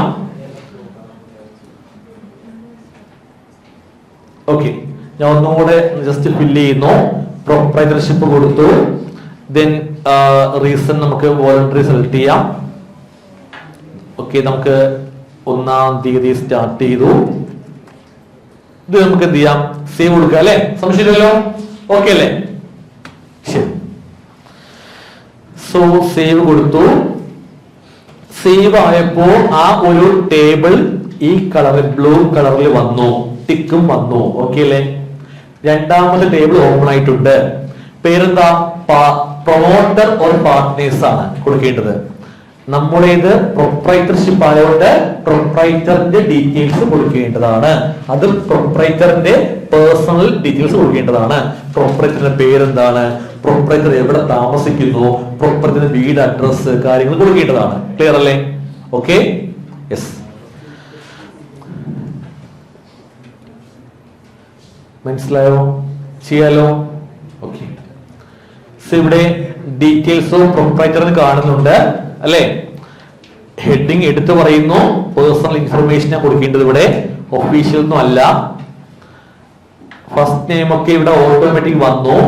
ഇനി പ്രൊപ്രൈറ്ററിന്റെ ഫാദറിന്റെ പേര് എന്ത് ചെയ്യുക, ഇവിടെ കൊടുക്കേണ്ടതാണ്. Okay, middle name last name ഒക്കെ റെഡ് മാർക്ക് കാണിക്കുന്നില്ല, സോ ഞാൻ കൊടുക്കുന്നില്ല. ദെൻ പ്രൊപ്രൈറ്ററിന്റെ ഡേറ്റ് ഓഫ് ബർത്ത് കൊടുക്കേണ്ടതാണ്. ഓക്കെ,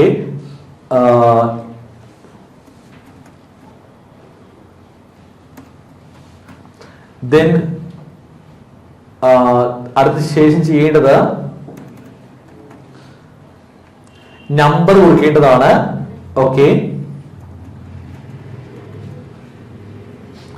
അടുത്ത് ചെയ്യേണ്ടത് ഇമെയിൽ അഡ്രസ് കൊടുക്കേണ്ടതാണ്.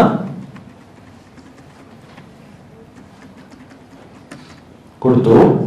ദെൻ ജെൻഡർ സെലക്ട് ചെയ്യുക, കൊടുത്തു. ദെൻ സ്റ്റാറ്റസ്, അതായത് പ്രൊപ്രൈറ്റർ എന്ന് പറയുന്ന വ്യക്തി അതായത് ഈ കൊടുത്ത അറിവിന്ദില്ലേ പ്രൊപ്രൈറ്റർ, ഈ സ്ഥാപനത്തിൽ അയാളുടെ റോൾ എന്താണ്? ഓണർ ഒരു പ്രൊപ്രൈറ്റർ ടൈപ്പ് ചെയ്യാം. ഞാൻ ടൈപ്പ് ചെയ്യുന്നു ഓണർ. Okay, clear? യെസ്. ഇതിനടുത്ത് നമുക്ക് വേണ്ടത് കമ്പനി ആണെങ്കിൽ നമുക്ക് DIN കൊടുക്കാം. കമ്പനി ഡയറക്ടറിന്റെ നമ്പർ ആണ് കൊടുക്കേണ്ടത്. ദെൻ നമുക്ക് ഡൗൺ ചെയ്യുക. ഇപ്പോ ഇവിടെ വന്ന് എന്ത് ചെയ്യുക, പ്രൊപ്രൈറ്ററിന്റെ അഡ്രസ് ടൈപ്പ് ചെയ്യുക. ഓക്കെ, അതായത് പ്രൊപ്രൈറ്ററിന്റെ ഷോപ്പിന്റെ അഡ്രസ് അല്ല, പ്രൊപ്രൈറ്ററിന്റെ പേഴ്സണൽ വീട് എവിടെയാണ്, എവിടെ താമസിക്കുന്നു, ആ അഡ്രസ്. ഓക്കെ അല്ലേ? യെസ്. ഇവിടെ നമുക്ക് ഈ മാപ്പ് കാണുന്നുണ്ട്. ഇവിടെ കണ്ടോ, ഇവിടെ ജസ്റ്റ് ക്ലിക്ക് ചെയ്ത് പ്രൊപ്രൈറ്ററിന്റെ അഡ്രസ്സിന്റെ പിൻകോഡ് എന്ത് ചെയ്യുക, കൊടുക്കുക. ഓക്കെ, പിൻകോഡ് കൊടുക്കുമ്പോൾ അഡ്രസ് വരും, ജസ്റ്റ് സെലക്ട് ചെയ്യുക. അത്ര മാത്രമേ ഉള്ളൂ. ഞാൻ പിൻകോഡ് ടൈപ്പ് ചെയ്തു. സോ അഡ്രസ് ഇതുപോലെ വരുന്നു, ജസ്റ്റ് സെലക്ട് ചെയ്തു. അതാണ് കൺഫേം ചെയ്യുന്നു, കൺഫേം കൊടുക്കുന്നു. ഇത്ര മാത്രമേ ഉള്ളൂ. കോംപ്ലിക്കേഷൻ ഉണ്ടോ? സിമ്പിൾ അല്ലേ? കൺഫേം കൊടുക്കുന്നു. ദെൻ ജസ്റ്റ് ഡൗൺ ചെയ്യുന്നു. ആ ഡാറ്റയൊക്കെ ഇവിടെ ഓട്ടോ ഫില്ലായിട്ടുണ്ട്. ക്ലിയർ അല്ലേ? ഓട്ടോ ഫില്ലായിട്ടുണ്ട്. ദെൻ ഇവിടെ കമ്പനിന്റെ അല്ല, പ്രൊപ്രൈറ്ററിന്റെ. ഓക്കെ, ക്ലിയർ അല്ലേ?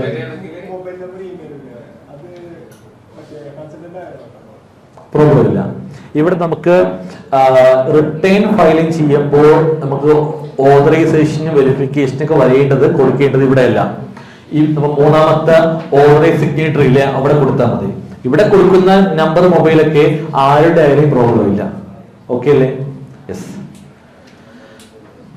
ഓക്കെ അല്ലേ? ദെൻ ഇവിടെ എല്ലാം ഡാറ്റ ഫില്ലായിട്ടുണ്ട്. ഈ ലൊക്കാലിറ്റി സബ് ലൊക്കാലിറ്റി എന്ന് നിർബന്ധം കാണിക്കുന്ന റെഡ് മാർക്ക് ഇല്ല, സോ കൊടുക്കുന്നില്ല. ഓക്കെ. ദെൻ ബിൽഡിങ്ങിന്റെ പേര് നിർബന്ധമുണ്ടോ? നിർബന്ധമില്ല, ഞാൻ കൊടുക്കുന്നില്ല. വേണേ കൊടുക്കാം. ഓക്കെ. ഇനി കൊടുത്തിട്ട് നമ്മൾ അപ്ലോഡ് ചെയ്ത റെന്റ് അഗ്രിമെന്റിൽ വേറെയാണ് എന്തെങ്കിലും മിസ്മാച്ച് ഉണ്ടെങ്കിൽ ആ നോട്ടീസ് വരും, സോ കൊടുക്കുന്നില്ല. ഓക്കെ അല്ലേ? ദെൻ ബിൽഡിംഗ് നമ്പർ നിർബന്ധമുണ്ട് അല്ലെ? ഈ ബിൽഡിംഗ് നമ്പർ നമ്മൾ അപ്ലോഡ് ചെയ്യുന്ന റെന്റ് അഗ്രിമെന്റിലും ഉണ്ടാകും, ടാക്സ് റിസീപ്റ്റിലും ഉണ്ടാകും. ഓക്കെ. സോ അത് അതുപോലെ വരണം. ആ ഫോർമാറ്റ് എങ്ങനെയാണോ അതുപോലെ വരണം. അതുകൊണ്ട് തന്നെ നിങ്ങൾ ക്ലയന്റിനോട് റെന്റ് അഗ്രിമെന്റ് തയ്യാറാക്കാൻ പറയുമ്പോൾ എടുത്തു പറയണം, നിങ്ങളുടെ ബിൽഡിങ്ങിന്റെ ഓണറിന്റെ കയ്യിൽ നിന്ന് ആദ്യം ടാക്സ് റിസീപ്റ്റ് മേടിക്കുക. മേടിച്ചിട്ട് അതിൽ എങ്ങനെയാണോ ബിൽഡിംഗ് നമ്പർ കാണിക്കുന്നത് അതുപോലെ നിങ്ങൾ എന്ത് ചെയ്യുക, റെന്റ് അഗ്രിമെന്റിൽ ഡാറ്റ ടൈപ്പ് ചെയ്യുക എന്ന് പറയുക. ഓക്കെ അല്ലേ? യെസ്. അല്ലാതെ റെന്റ് അഗ്രിമെന്റ് തയ്യാറാക്കിയ ശേഷം അത് പ്രകാരം നമുക്ക് എന്ത് ചെയ്യാൻ പറ്റത്തില്ല, റിസീപ്റ്റ് എഡിറ്റ് ചെയ്യാൻ പറ്റത്തില്ല. ഓക്കെ. ആദ്യം ടാക്സ് റിസീപ്റ്റ് മേടിക്കുക. എവിടുന്ന? ബിൽഡിംഗ് ഓണറിന്റെ കയ്യിൽ നിന്ന് മേടിക്കുക. അതുപോലെ എന്ത് ചെയ്യുക, റെന്റ് അഗ്രിമെന്റ് തയ്യാറാക്കേണ്ടതാണ് എന്ന് പറയണം നിങ്ങൾ കേട്ടോ. Okay. Yes. So building number കൊടുക്കാം. ദെൻ അടുത്ത് നമുക്ക് വേറെ ഒന്നും ആവശ്യമില്ല, ജസ്റ്റ് ഡൗൺ ചെയ്യുക. ഇവിടെ പ്രൊപ്രൈറ്ററിന്റെ ഫോട്ടോ അപ്ലോഡ് ചെയ്യണം. ഫോട്ടോ അപ്ലോഡ് ചെയ്യുന്ന സമയത്ത് ഇപ്പോൾ നമ്മൾ ഈ രണ്ടാമത്തെ ടേബിൾ കാണുമ്പോൾ ഞാൻ പറയുന്നു അല്ലെ, ഫോട്ടോ അപ്ലോഡ് ചെയ്യണം കാണുന്നു. ഇപ്പോ ഇവിടെ പറയുന്നുണ്ട് ഓൺലി JPEG ഫയൽ ഫോർമാറ്റ്. അപ്പൊ നിങ്ങൾ ആദ്യം എന്ത് ചെയ്യുക, ഒരു ഫോട്ടോ പ്രൊപ്രൈറ്ററിന്റെ ഫോട്ടോ JPEG ഫയൽ ഫോർമാറ്റ് ആക്കി ആദ്യമേ സെറ്റ് ചെയ്ത് വെക്കുക. ക്ലിയർ അല്ലേ? സെറ്റ് ചെയ്ത് വെക്കുക. ദെൻ അതിന്റെ മാക്സിമം ഫയൽ സൈസ് എത്ര വരണം? 100 KB.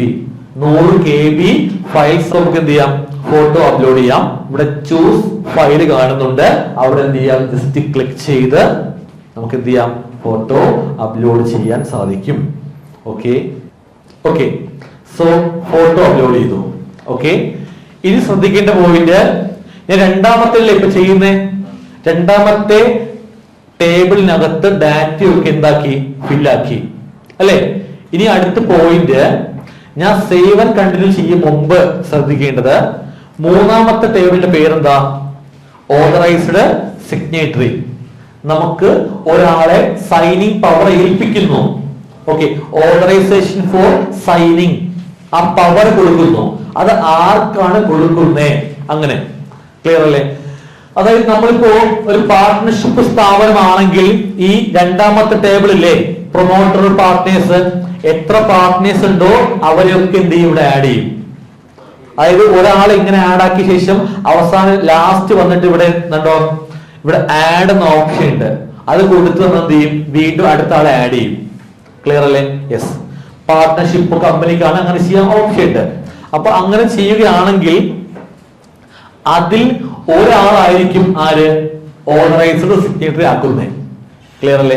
അപ്പൊ ഇവിടെ ചോദിക്കുന്നു, പ്രൊപ്രൈറ്റർഷിപ്പ് ആണെങ്കിൽ പൊതുവെ കൂടുതലും പ്രൊപ്രൈറ്റർ തന്നെ ആയിരിക്കും എന്ത്, ഓതറൈസ്ഡ് സിഗ്നേറ്ററി ആയി മാറുന്നേ. അങ്ങനെ ആണെങ്കിൽ രണ്ടാമത്തെ ടേബിളിൽ അവസാനം തന്നെ ഒരു ഓപ്ഷൻ ഉണ്ട്, ഓൾസോ ഓതറൈസ്ഡ് സിഗ്നേറ്ററി. അത് എസ് കൊടുക്കണം. ഇത് എസ് കൊടുത്ത് സേവ് കൊടുത്താൽ ഈ രണ്ടാമത്തേതിൽ കൊടുത്ത അരവിന്ദ് എന്ന പ്രൊപ്രൈറ്ററിന്റെ ഡീറ്റെയിൽസ് ഓട്ടോ ഫില്ലായി മാറും മൂന്നാമത്തെ ടേബിളില്. ഓക്കെ അല്ലേ? സിമ്പിൾ അല്ലേ? ഓക്കെ. പൊതുവെ അങ്ങനെയാണ് ചെയ്യുന്നത് കേട്ടോ. ഓക്കെ. ഇനി പാർട്ട്ണർഷിപ്പിൽ 5 പാർട്ട്ണറിനെ രണ്ടാമത്തിൽ ആഡ് ചെയ്തു, അതിൽ ഒരു പാർട്ട്ണർ ആയിരിക്കും ഓതറൈസ്ഡ് പേഴ്സൺ എങ്കിൽ ആ ഒരു പാർട്ട്ണറിന്റെ ഡീറ്റെയിൽസ് കൊടുത്ത സമയത്ത് എന്ത് ചെയ്യുക, ഇവിടെ എസ് ആക്കിയാൽ മതി. ഓക്കെ അല്ലേ? അത്രേ ഉള്ളൂ. സോ നമ്മളിവിടെ എസ് കൊടുത്തു, എന്ത് ചെയ്യുക, സേവ് ആൻഡ് കണ്ടിന്യൂ കൊടുക്കേണ്ടതാണ്. അങ്ങനെ ചെയ്യുമ്പോൾ ഇവിടെ ഇങ്ങനെ വന്ന കാരണം വേറൊന്നുമല്ല, നമുക്ക് ലൊക്കാലിറ്റി കൊടുത്തിട്ടില്ലല്ലോ. ലൊക്കാലിറ്റി ഇമ്പോർട്ടന്റ് ആയി മാൻഡേറ്ററി ഫീൽഡ് ആയിരുന്നില്ല അല്ലെ? സോ ലൊക്കാലിറ്റി കൊടുത്തിട്ടില്ല. സോ ലൊക്കാലിറ്റി കൊടുത്തിട്ടില്ല എന്ന് ജസ്റ്റ് പറയുന്നു അത്രേ ഉള്ളൂ. നിർബന്ധമുണ്ടോ? ഇല്ല. സോ എസ് കൊടുക്കാം.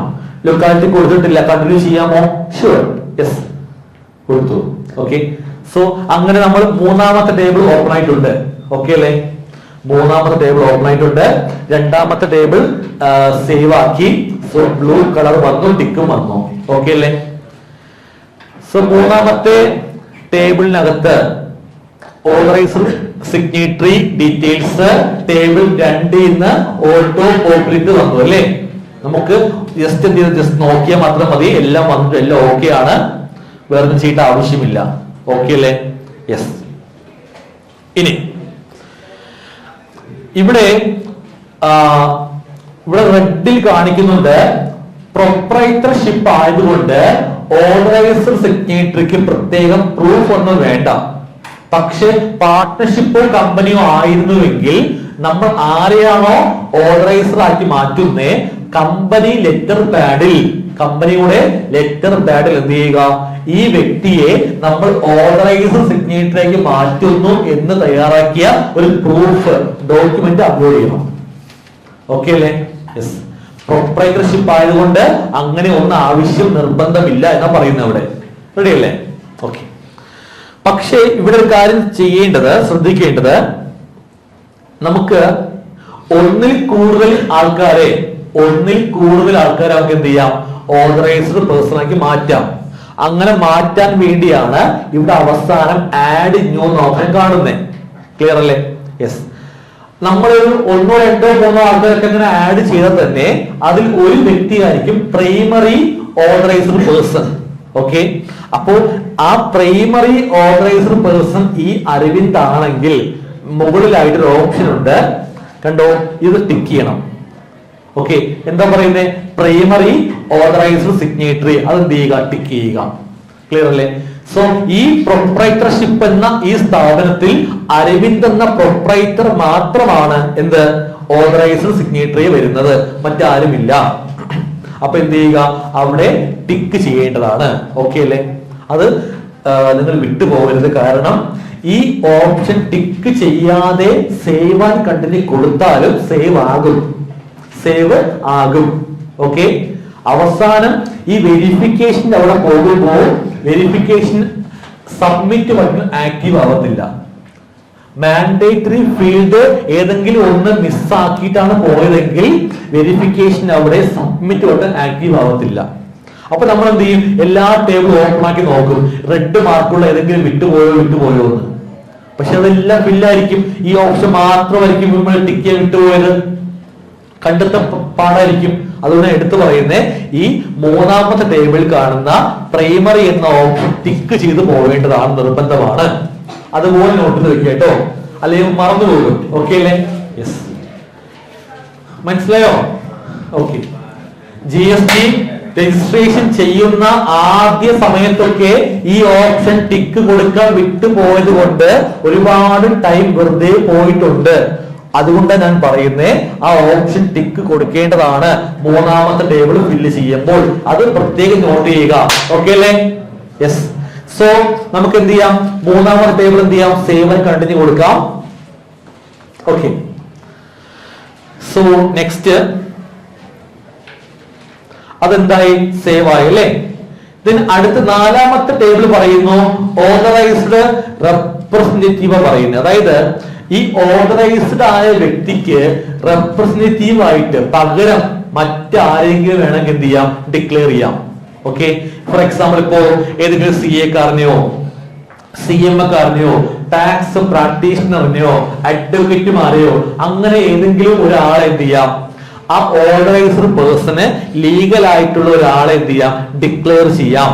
എനിക്ക് പകരം ഞാൻ ഡിക്ലെയർ ചെയ്യുന്ന ഈ വ്യക്തിക്കും എന്റേതായ എല്ലാ അധികാരവും ഉണ്ട്. ആ രീതിയിൽ. ക്ലിയർ അല്ലേ? ഞാൻ ഇല്ല എങ്കിൽ എന്റെ റിട്ടേൺസ് ആ ആള് ചെയ്താൽ ഓക്കെ ആണ് എന്ന് എനിക്ക് എന്ത് ചെയ്യാം, അങ്ങനെ ഒരാളെ ഡിക്ലെയർ ചെയ്യാൻ പറ്റും. ഓക്കെ അല്ലേ? അങ്ങനെ ആരെങ്കിലും ചെയ്യുന്നുണ്ടെങ്കിൽ ഈ നാലാമത്തെ ടേബിളിനകത്ത് വന്ന് ഈ ഓപ്ഷൻ ചെയ്യുക, എസ് കൊടുക്കേണ്ടതാണ്. ക്ലിയർ അല്ലേ? എസ് കൊടുത്ത് നമുക്ക് എന്ത് ചെയ്യാം, അങ്ങനെ ആരെങ്കിലും ഉണ്ടെങ്കിൽ നമുക്ക് എന്ത് ചെയ്യാം, അവരെ ടിക്ക് ചെയ്യാൻ സാധിക്കും. കണ്ടോ? GST പ്രാക്ടീഷണറിനെയോ അല്ലാതെ ഏതെങ്കിലും CA CMA അഡ്വക്കേറ്റ്സുമാരൊക്കെ എന്ത് ചെയ്യാം, ആഡ് ചെയ്യാൻ സാധിക്കും. ഓക്കെ അല്ലേ? യെസ്. ശരി, നമുക്ക് നിർബന്ധമുള്ള ഒരു ടേബിൾ അല്ല. സോ എന്ത് ചെയ്യാം, ടിക്ക് ഓഫ് ചെയ്യാം. സോ ഇവിടെ ഒന്നും ചെയ്യുന്നില്ല. സോ നമ്മൾ എന്ത് ചെയ്യുന്നു, സേവനം കണ്ടിന്യൂ കൊടുക്കുന്നു. ഓക്കെ, അടുത്ത ടേബിൾ ആണ് പ്രധാനപ്പെട്ട ടേബിൾ. ഇവിടെയാണ് പ്രിൻസിപ്പൽ പ്ലേസ് ഓഫ് ബിസിനസ് വരുന്നത്. നമ്മുടെ ബിസിനസിന്റെ ഒഫീഷ്യൽ അഡ്രസ് കൊടുക്കേണ്ടത് ഇവിടെയാണ്. ഓക്കെ, നമ്മൾ ഇവിടെ രണ്ടാമത്തെ ടേബിളിൽ പ്രൊപ്രൈറ്ററിന്റെ ഡീറ്റെയിൽസ് കൊടുത്തതുപോലെ ബിസിനസിന്റെ അഡ്രസ് കൊടുക്കേണ്ടത് എവിടെയാണ്, ഈ അഞ്ചാമത്തെ ടേബിളിലാട്ടോ. ഓക്കെ അല്ലേ? അഞ്ചാമത്തെ ടേബിൾ ഓപ്പൺ ചെയ്തു. ഇവിടെ എന്ത് ചെയ്യുക, ഈ മാപ്പിൽ വന്ന് നമ്മൾ നമ്മുടെ ഓഫീസിന്റെ അഡ്രസ് വരുന്ന പിൻകോഡ് കൊടുക്കേണ്ടതാണ്. ഓഫീസിന്റെ അഡ്രസ് വരുന്ന പിൻകോഡ് കൊടുക്കേണ്ടതാണ്. ഓക്കെ, പിൻകോഡ് കൊടുത്തു. എന്ത് ചെയ്യുക, ഇതുപോലെ വരുന്നു, സെലക്ട് ചെയ്യുക, കൺഫേം ചെയ്യുക. നേരത്തെ അവിടെ ചെയ്ത അതേപോലെ അവിടെ പേഴ്സണൽ അഡ്രസ് കൊടുത്തു, ഇവിടെ ഓഫീസിന്റെ അഡ്രസ് കൊടുക്കുന്നതേ ഉള്ളൂ. ക്ലിയർ? യെസ്. ദെൻ ഇവിടെ നമുക്ക് എല്ലാം ഓട്ടോമാറ്റിക് വന്നു.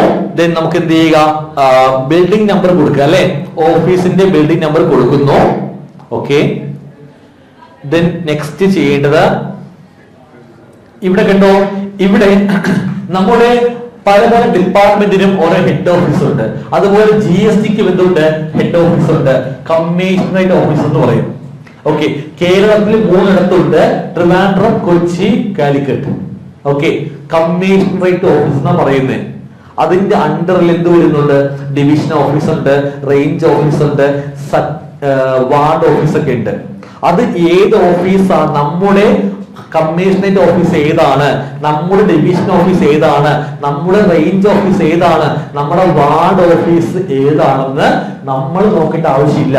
നമ്മൾ കൊടുത്ത പിൻകോഡ് വെച്ച് ഓട്ടോമാറ്റിക് ആയിട്ട് ഇവിടെ വന്നിട്ടുണ്ട്. ജസ്റ്റ് എന്ത് ചെയ്യുക, സെലക്ട് ചെയ്ത് കൊടുത്താൽ മാത്രം മതി. നോക്കിയേ, ഇവിടെ കണ്ടോ, കമ്മീഷണറേറ്റ്, ജസ്റ്റ് സെലക്ട് ക്ലിക്ക് ചെയ്യുക, വന്നു തിരുവനന്തപുരം അല്ലെ. എങ്ങനെ വന്നു, ഞാൻ മുകളിൽ കൊടുത്തു എന്റെ ഓഫീസിന്റെ അഡ്രസ് പിൻകോഡ് കാണുന്നല്ലേ, ആ പിൻകോഡിന്റെ ബേസിൽ ഓട്ടോമാറ്റിക് വന്നു. ജസ്റ്റ് എന്ത് ചെയ്യുക, സെലക്ട് ചെയ്ത് കൊടുത്താൽ മാത്രം മതി.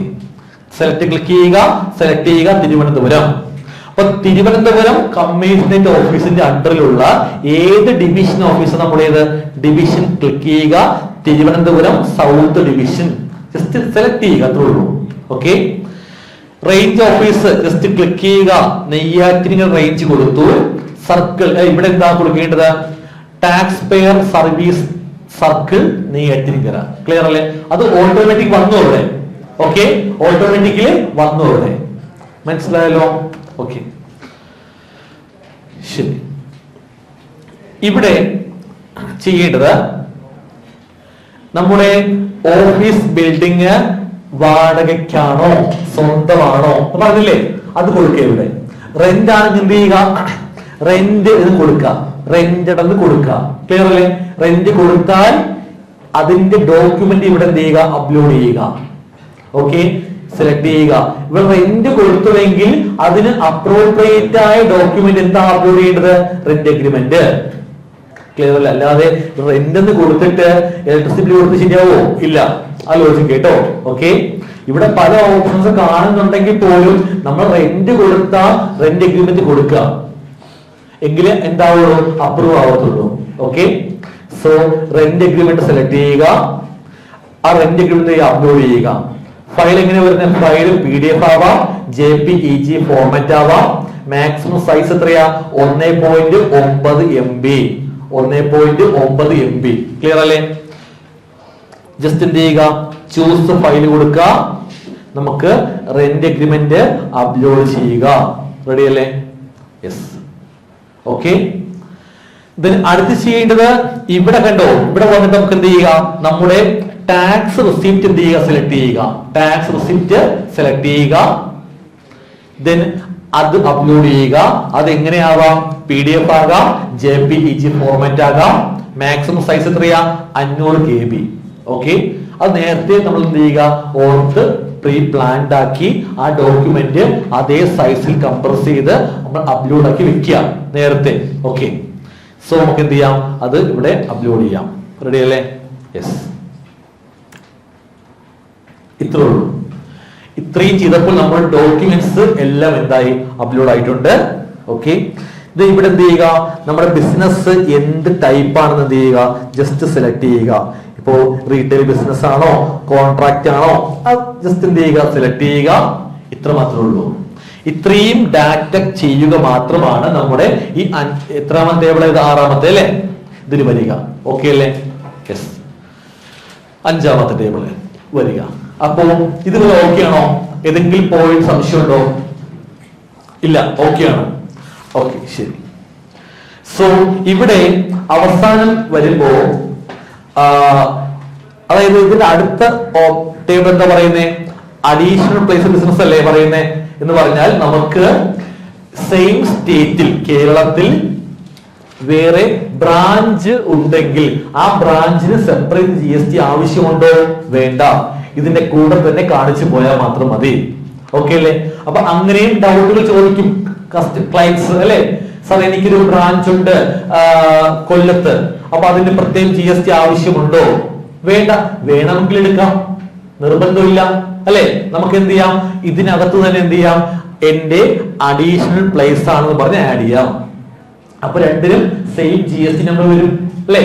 യെസ്, അതിപ്പോ വ്യത്യസ്ത ടൈപ്പ് ബിസിനസ് ആണെങ്കിലും ഒറ്റ രജിസ്ട്രേഷൻ മതി. ചില ആൾക്കാരാണെങ്കിലോ, ഇപ്പോ എനിക്ക് ജ്വല്ലറി ഉണ്ട്, ഗോൾഡ് ജ്വല്ലറി എവിടെയുണ്ട്, ട്രിവാൻഡ്രത്തുണ്ട്. ഓക്കെ, ഒരു ടെക്സ്റ്റൈൽസ് ഇവിടെ കൊല്ലത്തുണ്ട്. എനിക്ക് വേണമെങ്കിൽ രണ്ടൊറ്റ GST മതി അല്ലെ. പക്ഷേ ആ ആൾക്ക് രണ്ടിനും ഒറ്റ GST ആകുമ്പോൾ ബിസിനസ് മാനേജ് ചെയ്യാൻ ബുദ്ധിമുട്ടാണ്. ഇത്രയും വ്യത്യസ്ത രീതിയിലുള്ള ബിസിനസ് ആയതുകൊണ്ട് അങ്ങനെയാണെങ്കിൽ അവർക്ക് എന്ത് ചെയ്യാം, സെപ്പറേറ്റ് GST എടുക്കാൻ പ്രോബ്ലമില്ല. ആലോചിച്ച് കേട്ടോ.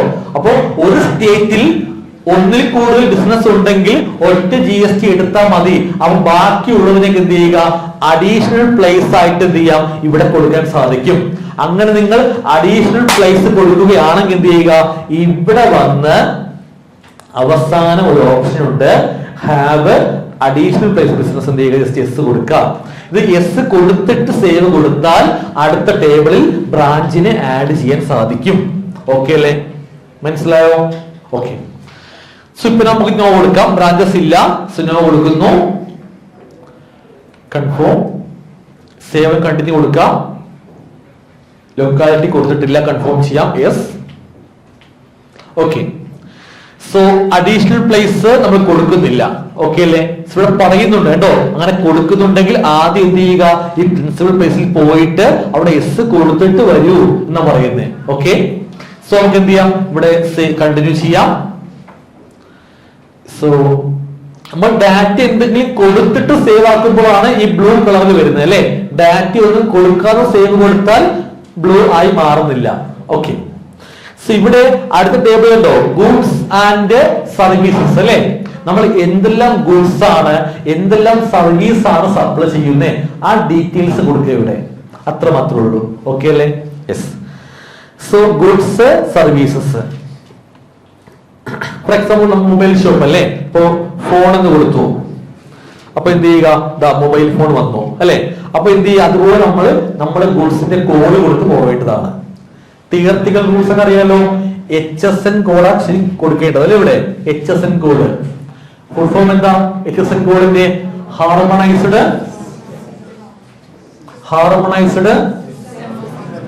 സിസ്റ്റം ഓഫ് നോമൻക്ലേച്ചർ അല്ലെ. മൊത്തം എത്ര ഡിജിറ്റ് ഉണ്ട്? 8 അല്ലെ.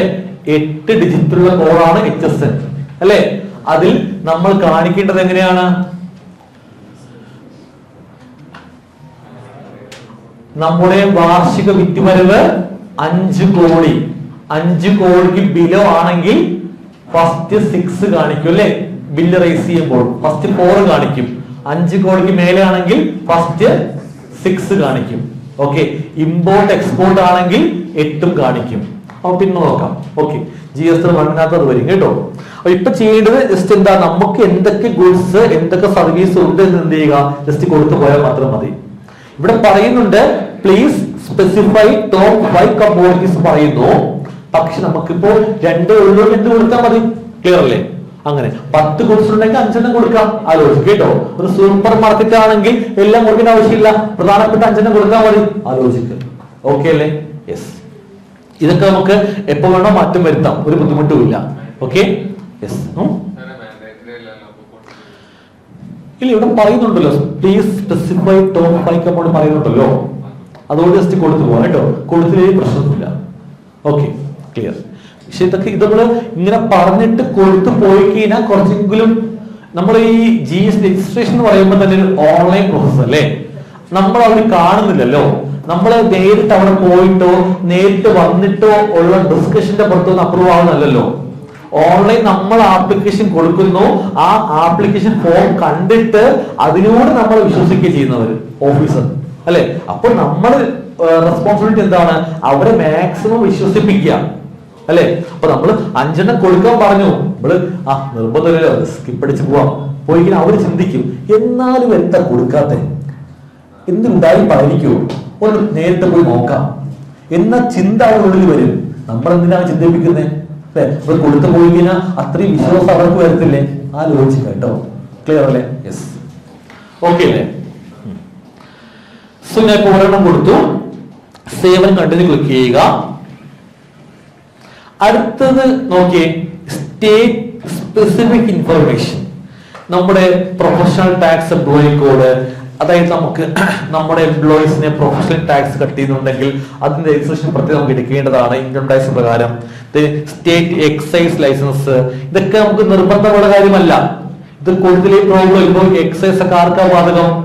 ബാർ അല്ലേ, ബാറിനാ ബാധകം. ഇപ്പൊ ഏതെങ്കിലും ഒരു റെസ്റ്റോറന്റ് ലിക്കർ സർവീസ് അല്ലെ, ബിയറൊക്കെ സപ്ലൈ ചെയ്യുന്നുണ്ട് അതിന്റെ കൂടെ എങ്കിൽ അവർക്ക് എക്സൈസ് ലൈസൻസ് വേണ്ടി വരും അല്ലെ. അപ്പൊ അവർ കൊടുക്കുമ്പോഴാ അത്രേ ഉള്ളൂ.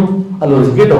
ഓക്കെ, നേരത്തെ പറഞ്ഞ പോലെ ഇത് കൊടുത്തിട്ടില്ലല്ലോ, എന്താണ് ഈ കൊടുക്കാത്ത എന്ന ചിന്താഗതി വരത്തില്ല അവർക്ക്. ക്ലിയർ അല്ലേ? ഓക്കെ, സേവ് കൊടുക്കാം.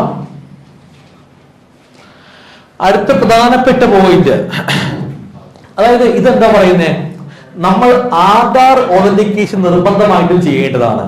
ഓക്കെ, അതായത് നിർബന്ധമുണ്ട്, നിർബന്ധമൊന്നുമില്ല. അതായത് ഇവിടെ നമ്മൾ ഓതറൈസ്ഡ് പേഴ്സന്റെ പേര് കൊടുത്തു അല്ലെ, പ്രൊപ്പറേറ്റർ അരവിന്ദാണ്. ആ ഓതറൈസ്ഡ് പേഴ്സൺ ആയ അരവിന്ദിന്റെ ഫോൺ നമ്പർ കൊടുത്തു, മൊബൈൽ നമ്പർ കൊടുത്തു, ഇമെയിൽ ID കൊടുത്തു. അത് ആ മൊബൈൽ നമ്പറും ആ അരവിന്ദിന്റെ ഓതറൈസ്ഡ് പേഴ്സന്റെ ആധാറുമായിട്ട് ലിങ്ക് ആയിരിക്കണം. ആധാറുമായിട്ട് ലിങ്ക് ആയിരിക്കണം എന്നാ പറയുന്നത്.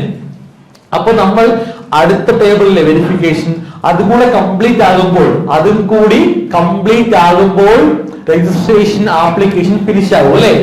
ഫിനിഷ് ആയി കഴിയുമ്പോൾ നമ്മളുടെ ഈ മെയിൽ ID ഒരു ആധാർ വെരിഫിക്കേഷൻ ചെയ്യാനുള്ള ലിങ്ക് വരും.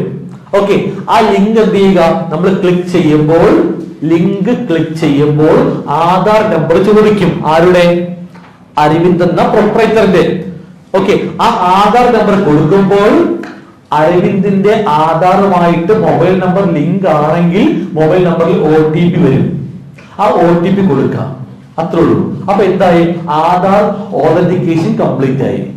ഓക്കെ, അങ്ങനെ നമ്മൾ ചെയ്യുക എന്നുള്ളത് നിർബന്ധമുണ്ടോ? നിർബന്ധമൊന്നുമില്ല. ചെയ്തിട്ടില്ല എങ്കിൽ അതോറിറ്റിക്ക് നമ്മുടെ ആപ്ലിക്കേഷൻ വെരിഫൈ ചെയ്യാൻ ഗവൺമെന്റ് കൊടുക്കുന്ന സമയം 7 days ആയിരിക്കത്തില്ല, 30 ദിവസം കൊടുക്കും.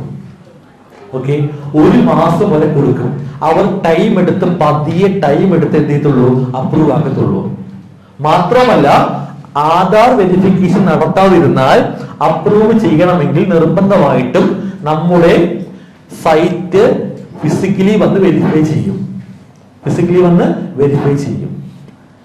ഓക്കെ അല്ലേ? യെസ്, ക്ലിയർ അല്ലേ? ഓക്കെ, ഇനി വേറെ ഇഷ്യൂസ് ഉണ്ടാവും. ഇപ്പൊ ഫോർ എക്സാമ്പിൾ ആ ക്ലാസ്സിൽ പഠിപ്പിക്കുന്ന സാറുണ്ട് Rahul sir last week registration application കൊടുത്തു. ഓക്കെ, സാറിന്റെ സ്വന്തം ഓഫീസിന് GST ആപ്ലിക്കേഷൻ കൊടുത്തു. ആധാർ വെരിഫിക്കേഷൻ സാർ നടത്താൻ ശ്രമിച്ചപ്പോ ആധാറിലും പേരെന്തോ സ്പെല്ലിംഗ് മിസ്റ്റേക്ക് എന്തോ ആണ്, നടന്നില്ല. ചെയ്യാൻ ശ്രമിച്ചു, നടന്നില്ല, എന്തോ എറർ സംഭവിച്ചു. ഇന്നിപ്പോ ഉച്ചയ്ക്ക് രാവിലെ ആയപ്പോ ഓഫീസർ വിളിക്കും സാറിനെ, വെരിഫിക്കേഷന് വരുന്നുണ്ട്, ഇന്ന ഡേറ്റിൽ അന്നുണ്ടാവണം, കാണാം. അങ്ങനെ അപ്പൊ വെരിഫിക്കേഷൻ വന്നാൽ എല്ലാം ചോദിച്ച് മനസ്സിലാക്കും, ആ എല്ലാം ഓക്കെ അല്ലേ, കണ്ടു ബോധ്യപ്പെട്ടു, ഓക്കെ അപ്രൂവ്. ഓക്കെ, ഇപ്പൊ ഇങ്ങനെ വെരിഫിക്കേഷൻ വരും എന്ന് വിളിച്ച് പറയുമ്പോൾ നമുക്ക് ഉറപ്പിക്കാം എന്താ, നമ്മുടെ ആപ്ലിക്കേഷൻ അത് മിസ്റ്റേക്ക് ഒന്നും ഇല്ല, എല്ലാം പ്രോപ്പർ ആണ്. ജസ്റ്റ് വന്ന് കണ്ടാൽ മാത്രം മതി, അപ്രൂവ് ചെയ്യും. എന്തെങ്കിലും മിസ്റ്റേക്ക് ഉണ്ടായിരുന്നെങ്കിലോ നോട്ടീസ് അയക്കുമായിരുന്നു. ക്ലിയർ അല്ലേ? ഒരു മിസ്റ്റേക്കും ഇല്ല, ജസ്റ്റ് വന്ന് കാണുക എന്ന ഫോർമാലിറ്റി മാത്രമേ ഉള്ളൂ. ക്ലിയർ അല്ലേ? Yes, okay. സോ നമുക്ക് എന്ത് ചെയ്യാം, ഇവിടെ ഒന്നും ചെയ്യേണ്ട ആവശ്യമില്ല കേട്ടോ. ഇവിടെ ഓക്കെ കൊടുത്താൽ മാത്രം മതി. സേവ് കൊടുക്കുക. ഓക്കെ, ദെൻ ലാസ്റ്റ് രജിസ്ട്രേഷൻ അവസാനിക്കുന്നു. ലാസ്റ്റ് വെരിഫിക്കേഷൻ ആണ്. വെരിഫിക്കേഷൻ ജസ്റ്റ് ഇവിടെ എന്ത് ചെയ്യുക, ജസ്റ്റ് ഒന്നുമില്ല, ജസ്റ്റ് ടിക്ക് ചെയ്യുക. ഓതറൈസർ പേഴ്സന്റെ പേര് ഇവിടെ കാണുന്നുണ്ട്. ഓക്കെ, ദെൻ പ്ലേസ് കൊടുക്കുക. ട്രിവാൻഡ്രം പ്ലേസ് കൊടുത്തു. ദെൻ ഇവിടെ സബ്മിറ്റ് വിത്ത് DSC ഉണ്ട്, സബ്മിറ്റ് വിത്ത് EBC ഉണ്ട്. DSC means digital signature certificate. Digital signature certificate അത് ഒരു ഡിജിറ്റലി സൈൻ ചെയ്ത ഒരു പെൻഡ്രൈവ് മാതിരി ആയിരിക്കും. അത് പെൻഡ്രൈവ് കണക്ട് ചെയ്യുക, സൈൻ ക്ലിക്ക് ചെയ്യുക. Okay. EBC means electronic verification code. നമ്മുടെ മൊബൈൽ നമ്പറിലേക്ക് OTP വരും, OTP കൊടുത്താൽ മതി. ഇതിൽ പ്രൊപ്രൈറ്റർഷിപ്പ് ആണെങ്കിൽ EBC കൊടുത്ത് OTPയിലൂടെ ഫയൽ ചെയ്യാം. കമ്പനി LLP, ഇപ്പൊ പ്രൊപ്രൈറ്റർ മാത്രമല്ല പാർട്ണർഷിപ്പും EBC മതി. പാർട്ണർഷിപ്പ് LLP ആവുന്നില്ലേ, LLPക്കും കമ്പനിക്കും DSC വെച്ച് ഫയൽ ചെയ്യാൻ സാധിക്കൂ. ക്ലിയർ അല്ലേ? കമ്പനിക്കും LLPക്കും കമ്പനിക്കും നിർബന്ധമായിട്ടും DSCയിലൂടെ മാത്രമേ ഫയൽ ചെയ്യാൻ പറ്റൂ. ഓക്കെ, DSC പ്രത്യേകം എടുക്കണം കമ്പനിയുടെ പേരിൽ. ഓക്കെ, അല്ലെങ്കിൽ കമ്പനിയുടെ ഓതറൈസ്ഡ് പേഴ്സന്റെ പേരിൽ DSC ഉണ്ടാവണം. അല്ല പാർട്ണർഷിപ്പോ പ്രൊപ്രൈറ്റർഷിപ്പോ ആണെങ്കിൽ എന്ത് ചെയ്താൽ മതി, ജസ്റ്റ് EBC കൊടുത്താൽ മതി. EBC ആണ് ജസ്റ്റ് എന്ത് ചെയ്യുക, സബ്മിറ്റ് വിത്ത് EBC ക്ലിക്ക് ചെയ്യുക. ക്ലിക്ക് ചെയ്യുമ്പോൾ OTP വന്നിട്ടുണ്ട്, ആ OTP കൊടുക്കുക. വാലിഡേറ്റ് OTP ക്ലിക്ക് ചെയ്താൽ മാത്രം മതി. ഇത് ചെയ്യുമ്പോൾ രജിസ്ട്രേഷൻ ആപ്ലിക്കേഷൻ കംപ്ലീറ്റ് ആകും. ഓക്കെ അല്ലേ? ഇത്ര മാത്രമേ ഉള്ളൂ രജിസ്ട്രേഷൻ എടുക്കാനായിട്ട്. ഇതിൽ സംശയമുണ്ടോ? രജിസ്ട്രേഷന്റെ ഏതെങ്കിലും ടേബിൾ സംശയമുണ്ടോ? ചോദിക്കാം. സ്വന്തമായിട്ട് രജിസ്ട്രേഷൻ എടുക്കാൻ സാധിക്കുമെന്ന് തോന്നുന്നുണ്ടോ? എന്തെങ്കിലും ഒരു ബുദ്ധിമുട്ട് ഫേസ് ചെയ്യുന്നുണ്ടോ? ബുദ്ധിമുട്ട് തോന്നുന്നുണ്ടെങ്കിൽ ഇപ്പൊ ചോദിക്കുക. ഒരു 1 hour കഴിഞ്ഞാൽ ചിലപ്പോൾ മറന്നു പോയേക്കാം. ഓക്കെ, ഇപ്പൊ ചോദിക്കാം. ഓതറൈസ്ഡ് പേഴ്സൺ ആരാണോ ആ ആളിന്റെ. ഓക്കെ, എന്തെങ്കിലും ഉണ്ട് ചോദിക്കാൻ? ചോദിക്കാം. സംശയമുണ്ടോ? കംപ്ലീറ്റ് മനസ്സിലായിട്ടുണ്ടെന്ന് എനിക്ക് വിശ്വാസമൊന്നുമില്ല. എന്തൊക്കെയോ സംശയമുണ്ട്, ചോദിക്കാൻ മടി കാണിക്കുന്നു. ഞാൻ പറഞ്ഞു എക്സാമിന് വേണ്ടി പഠിക്കുന്നതല്ല, പ്രാക്ടിക്കലി ചെയ്യാൻ വേണ്ടി പഠിക്കുന്നതാണ്. എക്സാം ആണെങ്കിൽ നമുക്ക് വേറെ ഓപ്ഷൻസ് പലതും ഉണ്ട്, ഇതിന് വേറെ ഓപ്ഷൻ ഇല്ല. സംശയമുണ്ടോ?